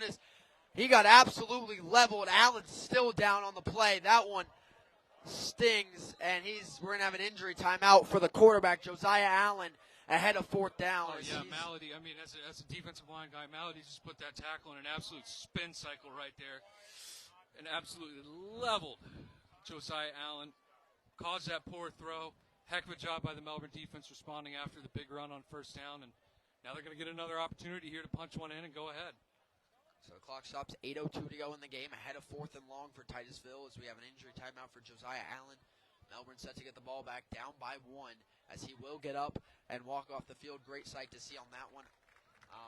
Maybe just got the wind knocked out of him there, but it was, you could see him bearing down on him as the ball was getting thrown and just got he got knocked. Stuck. He got absolutely dropped.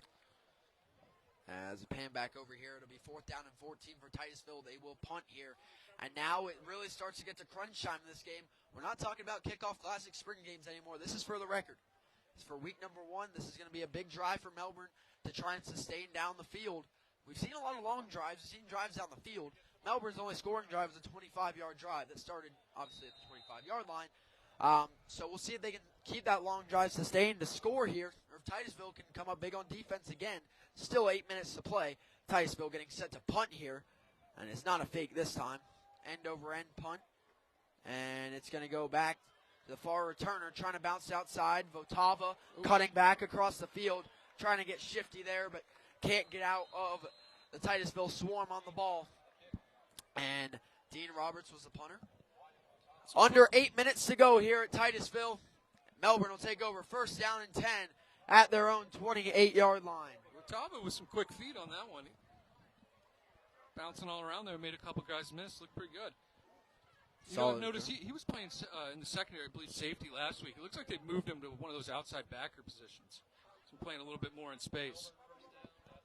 Score is 7-6. Titusville leading over Melbourne.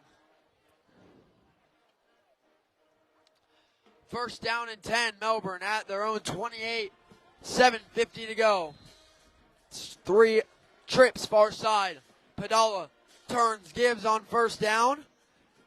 And he's going to get pushed back by Titusville there for little to no gain.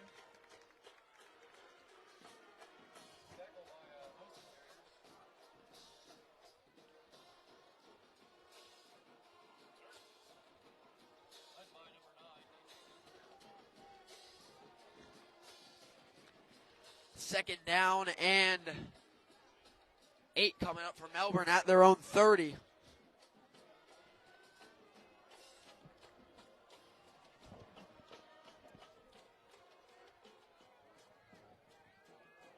Here we go, second down and 8. Padala drops, pump fakes, throws down the sideline. He's open, and he keeps the toes in bounds. First down, Melbourne on a gain of about 20. There on the outside, Padala finds his receiver with the toe drag. It's James Nollmeyer on the far side. That's a couple of times we've seen those Melbourne receivers really toe tap, get the feet in. That was 2. That would have been good on Sunday. Heck of a grab by Nollmeyer there. Good throw by Padala, leading him to the sideline as well. First down and 10. Melbourne now at their own 46-yard line. Coco gets a field goal. They lead Jones by 8, 22-14. It's first down and 10, Melbourne. 2 receivers split either side. Play, and they run it up the middle, and he's stuck right at the line of scrimmage by the Titusville front. Jabari Green coming in there, reading that play, reading the power play, following in his guard, and delivering the boom right there at the line of scrimmage. Seems like for Melbourne, when they run the 2 receivers split either way, you're going to see a run. Most times, with the trips, you'll see maybe an RPO, leaning pass. Yeah. Second down we've and really 10. only seen them in 2 sets most of the time. It's either the 2 wides or the trips like we're going to see here. Second down and 10 for Melbourne.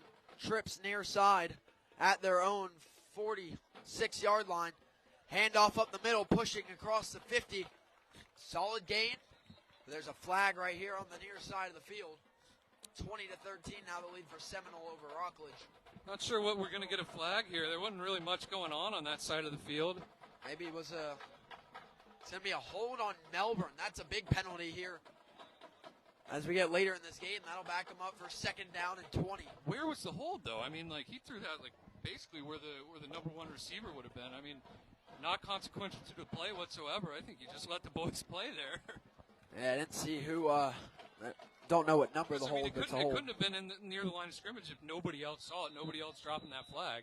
As we're going to have an officials timeout here with 6:15 to go at Titusville. The Terriers lead Melbourne 7-6 late in this game.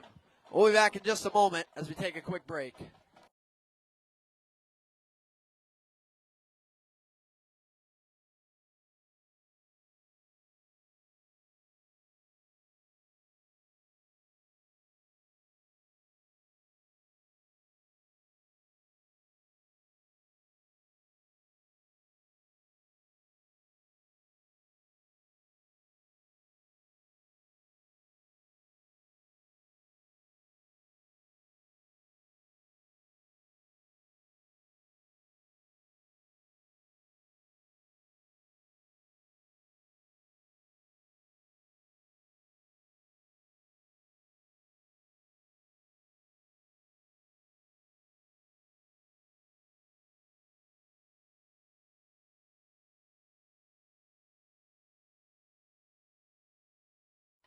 Welcome back, everybody, here. 2nd down and 20 now for Melbourne after the holding call. 6:15 to go. They trail by 1.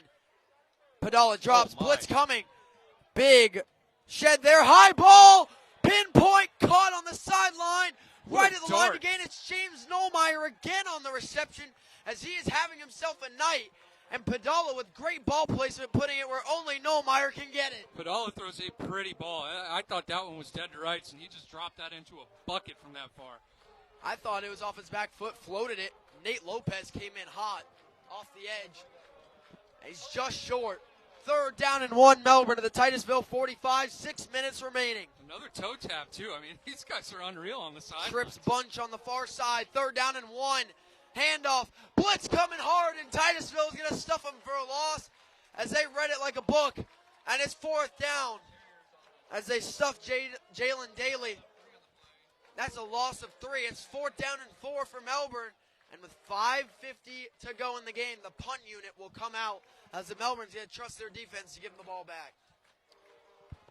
Yeah, big stand by Titusville there. I mean, you got to be wary of a fake punt in this situation. They've already shown they've ran it a couple times. 2 for 2 on it. I mean, this is 4th and extremely manageable in my opinion.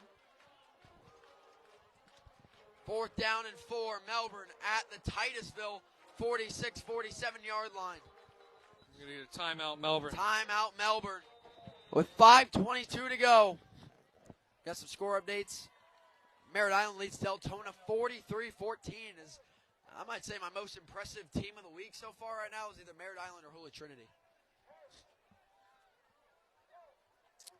Hey, Hunter. Thanks for tuning in. As we're having a 4th down and 4 coming up. Timeout by Melbourne here. We'll see if they draw up something different here, if they're going to stick with their original play call, which they had the punt unit out there. 5:22 to go in the game. They trail by 1. And what did we say? That missed extra point, the blocked extra point, could haunt them. They dropped touchdown on the last drive. Melbourne's had opportunities. Titusville hanging in there.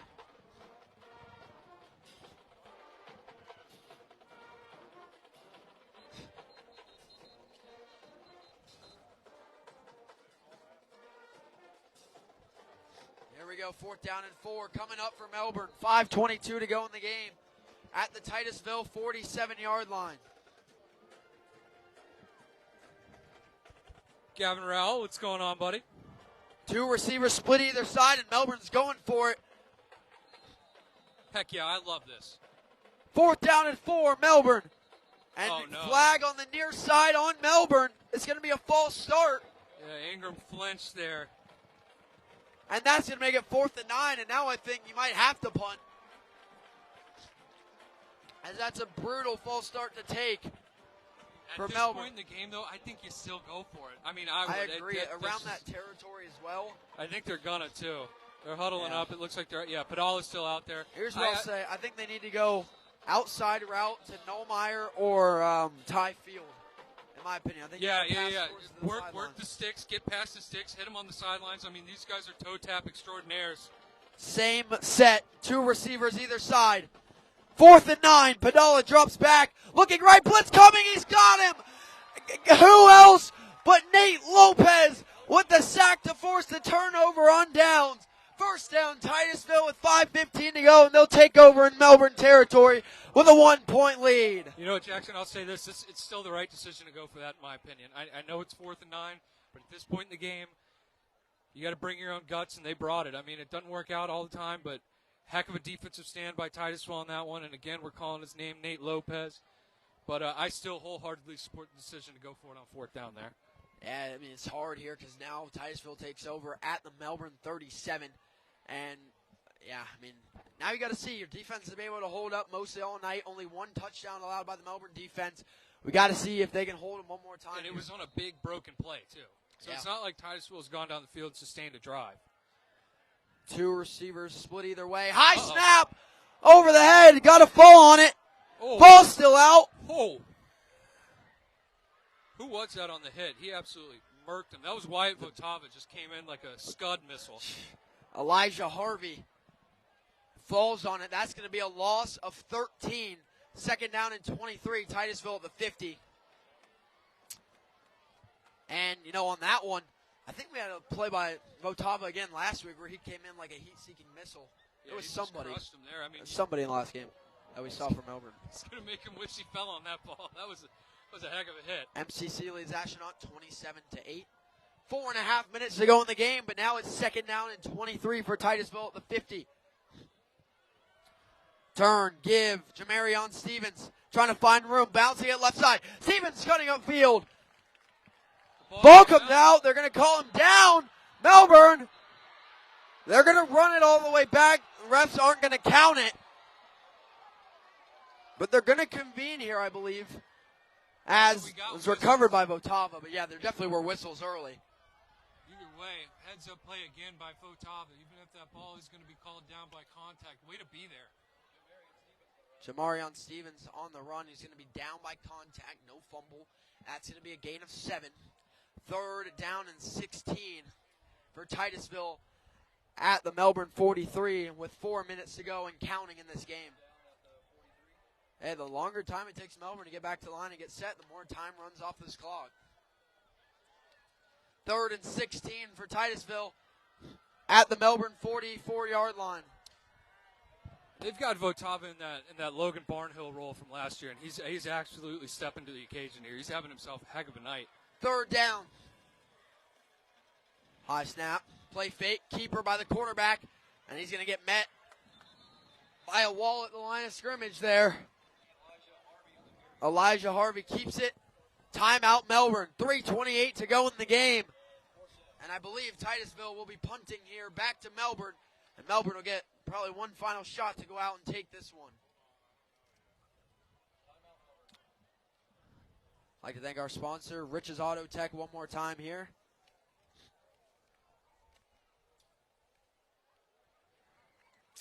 Rich's Auto Technology Services is a family-owned and operated business. Unlike other mom-and-pop shops, Rich's has invested in the newest technology the industry has to offer. This means they can diagnose and repair your vehicle correctly the first time, getting you back on the road faster. Rich's Auto Tech is your trusted local resource for car repair of all makes and models. Rich's ASE certified mechanics will ensure your vehicle is fixed correctly on your first visit. They're home with a 1,000,000-mile warranty and local car repair you can trust. Call them at 321-726-0636 or online at www.richesautotech.com. And Dean Roberts set to punt for Titusville here with 3:28 to go. Melbourne with one final drive looking to take this win. They're only down by 1, so a field goal or a touchdown would win it for them. But Titusville's defense has come up clutch here in the second half. Low snap, bounces in. Roberts will pick it up, get it away. Bouncing down, inside the 10, inside the 5. What a punt by Roberts. Yeah, a little low skipper there and floats itself out of bounds around the 5-yard line. The score, again, 7-6 in favor of Titusville. 3:21 to go in this game, and a great punt by Dean Roberts to pin the the Melbourne Bulldogs. Don't know where I got that from. First down and 10, Melbourne at their own 4-yard line. They're going to need a 96-yard drive. They want a touchdown. They don't need a touchdown to win it, but they're still going to have at least probably a 70, 80-yard drive down the field in 3 minutes' time.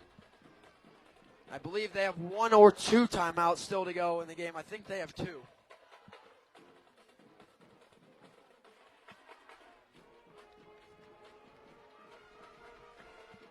First down.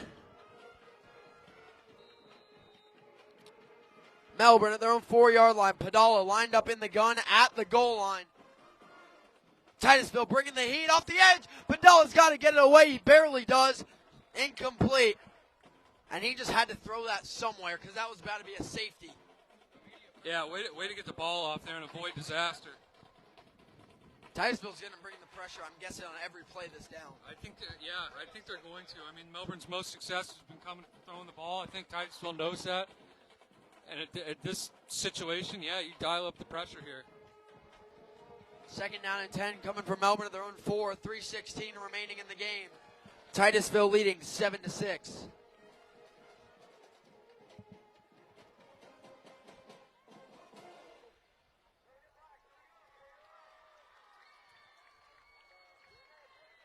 Second down and 10 coming up Melbourne at their own 4-yard line. Got to hold some blocks here. Melbourne's going to take one of their timeouts Melbourne, here. I believe, is going to take their second timeout of the half with 3:16 to go. They trail by 1. And I told you before, this was going to be a war. This was going to be a pretty evenly matched game. Saw some sloppiness early on. It kind of got toned in, but we started some darn good defense here in the second half. Some big offensive plays. You know, we had the big run by Stevens. We had the incredible toe tap reception in the back of the end zone to go with a litany of other toe taps on the sidelines. And, you know, this may not be a high-scoring affair, but this has still been a pretty good game. Yes, it has been. And the second half has also turned a lot into just a defensive shootout.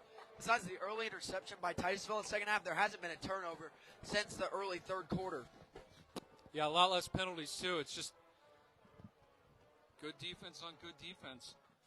And we've seen offense make plays since the scoreboard went out. Uh-oh. The scoreboard goes out. Score 7-6 in favor of Titusville. There was 3:16 it's to back. go. All right, we're good.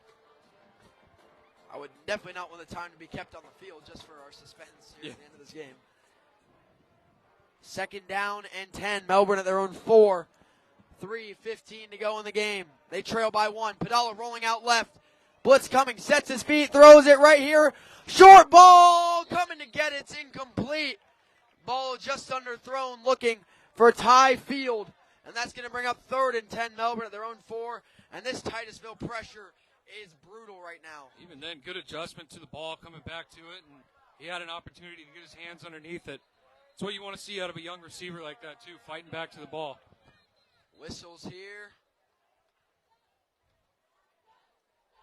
Oh, we have a Melbourne player down on the near side.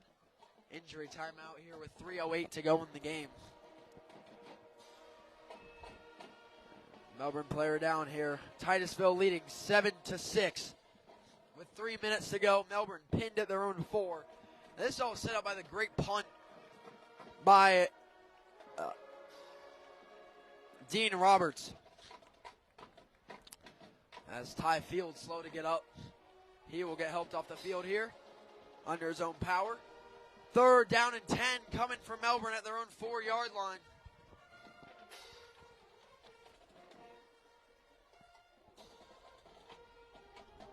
Three minutes to go. Melbourne's stuck deep.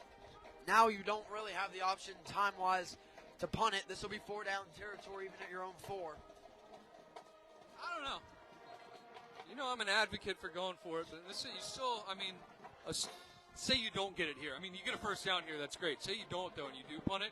The way your defense has been playing, you've got to put timeout in your back pocket. I don't know if it's the... It's more just the fact they only have 1 timeout to go. Yeah. I mean, getting a 1st down here would be crucial. 3rd down and 10. Melbourne at their own 3. Padala in the gun. Low snap. Blitz coming hard backside. Padala steps up. He's going to go down at the 1-yard. No, he's still up. Ball came out, scooped up, running forward for Melbourne. Somehow, at the end of the day, that's going to be a gain of 5, it looks like. What a run there, somehow. But great pressure by Titusville. Padala steps up. And that's where I think Padala, you got to be comfortable to run. He's got to take off there.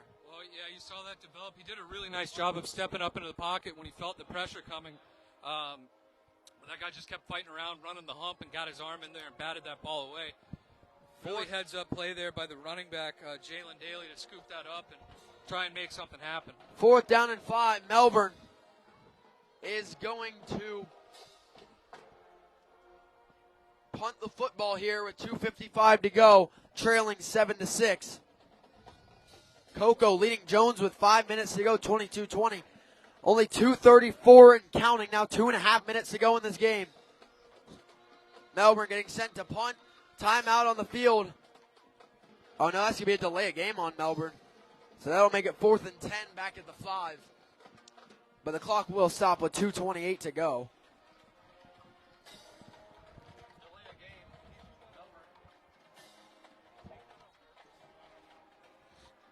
Fourth down and 10 for Melbourne. Back at their own 4-yard line. As we have a timeout on the field here. Melbourne may be switching personnels. We'll bring the offense on the field here. Melbourne bringing the offense back out. This is probably for the game here at your own 5-yard line. 4th down and 10, Melbourne. Last chance for Jordan Padala and the Bulldogs. Trailing by 1. 4th and 10, Melbourne, their own 4. Low snap, whistles, flags. False start. And the false start's going to back Melbourne up even farther inside their own territory to be half distance to the goal here. And that's a crucial false start by the Melbourne offensive line. No, I think it was the slot receiver on that one. He kind of leaned forward a little bit. Half distance to the goal. 4th down and about 12 now for Melbourne at their own 2. Last chance for the Bulldogs. Blitz coming. Padala surveying off the backside. The ball's not going to get anywhere. It's knocked down. It's going to be 1st down and goal. Titusville taking over at the Melbourne 2-yard line, looking to put this game away. A huge play by the Titusville defense, bringing pressure on all 4 downs to make it happen. Yeah, that's tough in that situation, man. I mean, I get it, going for it. You're in this situation, and there's not much you can run there either. I mean, it's 4th and long. You don't really want to try and run it and pick up 10 yards on the ground. You always have to pass. There's not enough room to try and set up a trick play. Just a difficult situation there. You know what I'll tell you? The biggest play of this game was Titusville's blocked PAT on Melbourne. Well, 1 point lead for Titusville has held strong since then. 1st and goal. Titusville at the 3. Split backs. Actually 3 backs behind Josiah Allen under center. Runs into his back right up the middle. Touchdown Titusville. Nate Lopez to put this one all but on ice here, unless Melbourne can make a big play. They still do have 2:15. So, you know, if they kick the extra point, they'll go by 8. If they go risky, go for 2, then they could seal it. Yeah, here's the thing. No, and they're going to kick. They're bringing their kicker on. Here's the thing. When Titusville's kicked off tonight, they've elected to squib kick every single time. That sets Melbourne up with decent field position. You have 2 minutes and 15 seconds left. You can dig deep. You have time to put together a good enough drive. You score and go for 2, you're tying this game up. It's not over. Titusville kicking the extra point to go up by 8 with 2:15 to go. Melbourne with 1 timeout in their back pocket. Big extra point here. Kick up. It is good. And with 2:15 to go in the game, Titusville jumps ahead 14-6 over Melbourne. Melbourne will have 1 more drive to try and come back and tie this one up. Yeah, this is going to be a huge drive right here. And if you're Titusville, you can't get a big head about you. I mean, it's a 1-possession game, and they're getting the ball back. So you really got to lock in on defense here and try and prevent that. 2:15 to go. That's enough time. We'll see where the ball gets spotted on this kickoff. And man, Melbourne's going to have to make something happen, though. A lot of their good drives, sustainable, but even though they haven't scored on them, they've been a lot of time consuming. They haven't had huge chunk plays yet tonight. We're going to have to see Melbourne be able to go downfield. They haven't shied away from that, but they got to be able to connect, and Titusville's going to be ready for it. Can I take a moment real quick? I just want to point out just excellent sportsmanship by both of these teams. We have not gotten 1 personal foul, unsportsmanlike conduct, anything like that. In today's high school football, that's a rarity. So I just want to point out, great job by both coaching staffs. Keep your team disciplined in that aspect. And really showing respect for the game and your opponent. Dean Roberts here to kick off for Titusville. 2:15 remaining. Terriers lead at 14-6. Yeah, see how he's got that ball teed up? It's almost straight up and down. He's not trying to get any loft on that. This is going to be another one of those squib kicks. Roberts gets the line drive kick, and that's going to bounce out of bounds. That's going to be a penalty, kicking out of bounds. And Melbourne will start, is that the 40 or the 45? It'll be the 35-yard line. 35. So Melbourne with some decent field position here. They got to go 65 yards in 2 minutes and 15 seconds with 1 timeout. There's no 2-minute warning in high school, so you really just have 1 timeout. Got to be looking towards you got the sidelines, though. Yep. You definitely got the sidelines to your advantage. We've seen them work the sidelines quite a bit. They've done a pretty good job of it. Like I said, we get some excitement here on this drive. Heritage with a big win over Satellite tonight, 40-0. We also saw MCC defeat Astronaut 27-8. So those 2 teams starting out 1-0. Really interested in what's going on at Cocoa. I think the last score we saw was like a 2-point game with 5 minutes to go. The score here, 14-6. Titusville leading, 2:15 to go. First down and 10, Melbourne at their own 35-yard line.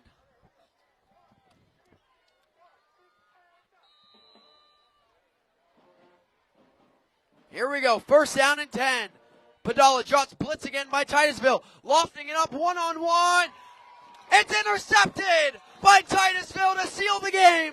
Kamari Jackson makes the game-sealing interception for the Titusville Terriers with 2 minutes remaining. Well, third interception of the game by Jordan Padala may be the one to seal it if Titusville can get one first down. Yeah, first down seals it. I mean, running the ball might seal it as well. And Melbourne's got one timeout for Melbourne. left. 1 or 0. I'm pretty sure they have one. I think it's one. I think they do have the one timeout left. I mean, defense has played pretty darn good all night. Kamari Jackson needing a little help off the field after the big interception. Well, they've thrown that one-on-one ball a few times. Sometimes it's looked like it was going to get hauled in by Melbourne. Other times not.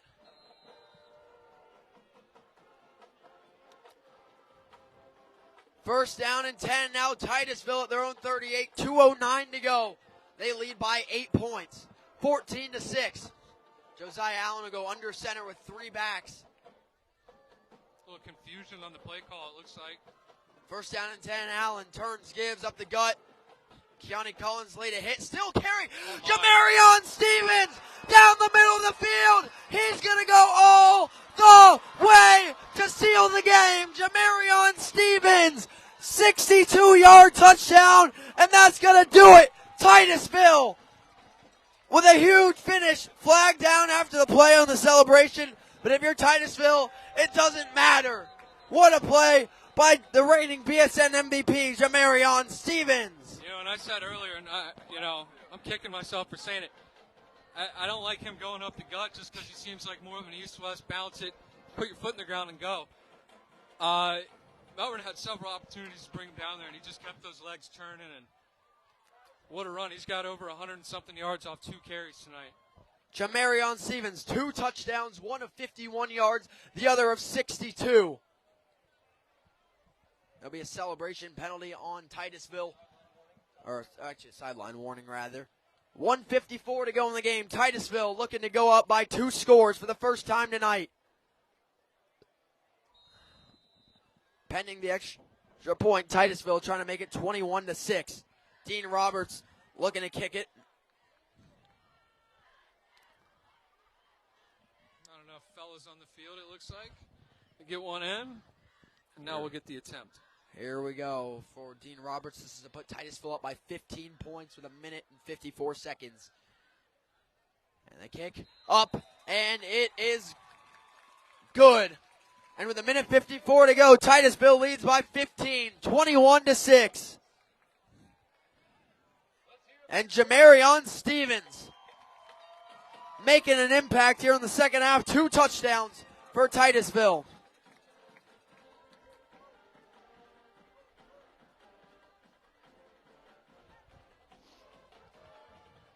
Man, oh man.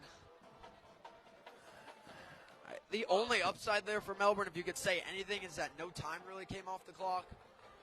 But you're going to have to score quick, and you're going to have to get an onside kick now. Again, crazier things have happened. But they only have 1 timeout, though. That's the issue. Oh, you're going to have to score in like 1 or 2 plays here and then pick up the onside kick. It's not outside of the realm of possibility, but it is going to be challenging. I just think Titusville's defense has been too strong here in the second half to let that happen.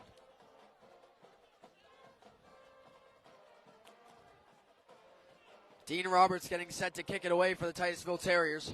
Under 2 minutes to go in the game. Titusville leading 21-6.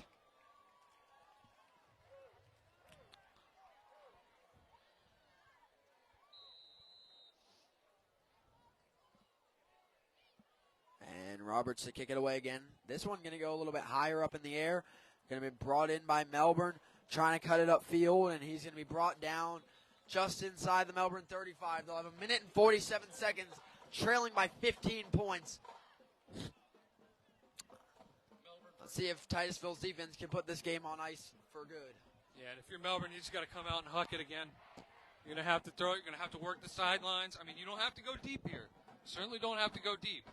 work the sidelines, outside breaking routes, get a couple easy completions under your belt, and then go for that shot. First down and 10. Melbourne will take over at their own 33-yard line. Late in this one, they need a big play quick. Badal in the gun, 2 receivers split either side. Titusville looking to press a little here. Padala drops, quick throw out towards the sideline. He's going to be brought down inbounds. Gotta go quick. They find Craig Bowles. That's no timeout called. Easy completion right there. You'd like to see him get out of bounds, but the corner was quick to trigger on that. You got to go quick here. Clock's still ticking. 1:25 to go now. You got to hurry up if you're Melbourne. They're just letting the clock bleed. 1:20. And counting. 1:15 now. That's a 30-second long play. Padala drops, airing it out. Has a man with a step, and it's overthrown. He had, once again, Craig Bowles streaking down the sideline. Overthrown, incomplete. 3rd down and 5 coming from Melbourne at their own 38. 1:09 to go. If it were me, I'd go back to the hitch that they ran on first down. I'd run something like that again on second down to try and set up that deeper shot. I don't think you needed to go for it right there. I know the clock's ticking. I know a lot of time came off, but you can still work that sideline a little bit. 3rd down and 5 for Melbourne at their own 38. Undoubtedly 4 down territory here regardless. 2 receivers split either side. Padala, blitz coming, throws underneath. It's caught inbounds. Turning it upfield. 1st down and more. There by his receiver. 1st down will stop the clock, but you still want to hurry up to the ball. It was tie field there. Yeah, they got to hurry up. I would even clock it here. That was Jack Casey on this section. Jack Casey. Either one of those guys has had a big night tonight for Melbourne. 1st down and 10, Melbourne now their own 47-yard line. Under 1 minute to play here from Titusville and Al Wernicke Field. There's not hurrying up enough here. 45 seconds. Padala throwing near side. Bobbled. It's hauled in. James Nollmeyer down the sideline. Down to the Titusville 32. They got to hurry up here. Melbourne's doing good moving down the field. Downside is they're running a lot more clock than they need to. Yeah, you would have liked to get out of bounds there. I mean, this clock's going to start when they set the ball. I'm starting to wonder if they do have a timeout left. They do have a timeout left. They have the one. So. 1st down and 10, Melbourne at the Titusville 32. 30 seconds to go. They trail by 15. And again, this is the time you can't just let the clock go like they are. Padala. Blitz coming hot off the edge. Padala sheds one. Throws near side, out of bounds, incomplete. 20 seconds to go and the clock stops. O'Galley leads Springstead 14-6 late in that game. As this is going to bring up 2nd down and 10. But moving down the field, this drive has been 1:20 long. That's how much time, realistically, you could have taken to go all the way down the field, ideally. But now with only 20 seconds, you need 15 points. Just by that factor alone, I think this game might have been put on ice. Yeah, you got to start going to the end zone now. You would like to see him hurry up a little bit quicker. Now you really got to start taking shots to the end zone. 2nd down and 10, Melbourne. Low snap. Padala picks it up, just throws one to the near side. It's hauled in. And got to do something. Casey, I think, wanted a lateral. He'll be whistled down. Clock ticking. 10 seconds to go. Jack Casey hauled it in. Melbourne not hurrying up whatsoever. They don't have a timeout. Nah, no timeout for Melbourne. And that is going to do it. A late surge by Titusville will make the Terriers 1-0 over the Melbourne Bulldogs. 21-6 as they capture their first win over their cross-county rival since 2007. Yeah, it turned into a game. Like I said, it was going to be a pretty good game. It ended up being one until it was late. What a battle. And Titusville comes out on top 21-6.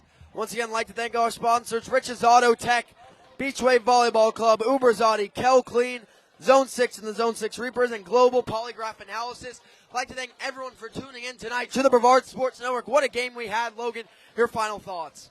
I mean, it was a defensive battle until it wasn't. We saw some sloppy play on offense in the first half. Second half,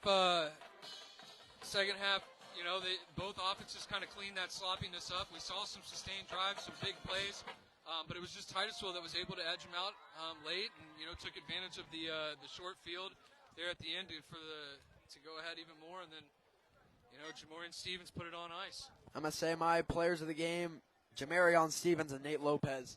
I think due to the 2 touchdowns, my overall player of the game is going to go to Jamarion Stevens. I would say defensive player of the game, Nate Lopez. Final score, Titusville 21, Melbourne 6. Keep it live on the Brevard Sports Network as we will have the post-game show, the Walk-Ons post-game show in just a little bit. Thanks for watching, everyone. Have a great night. Make it a sports night.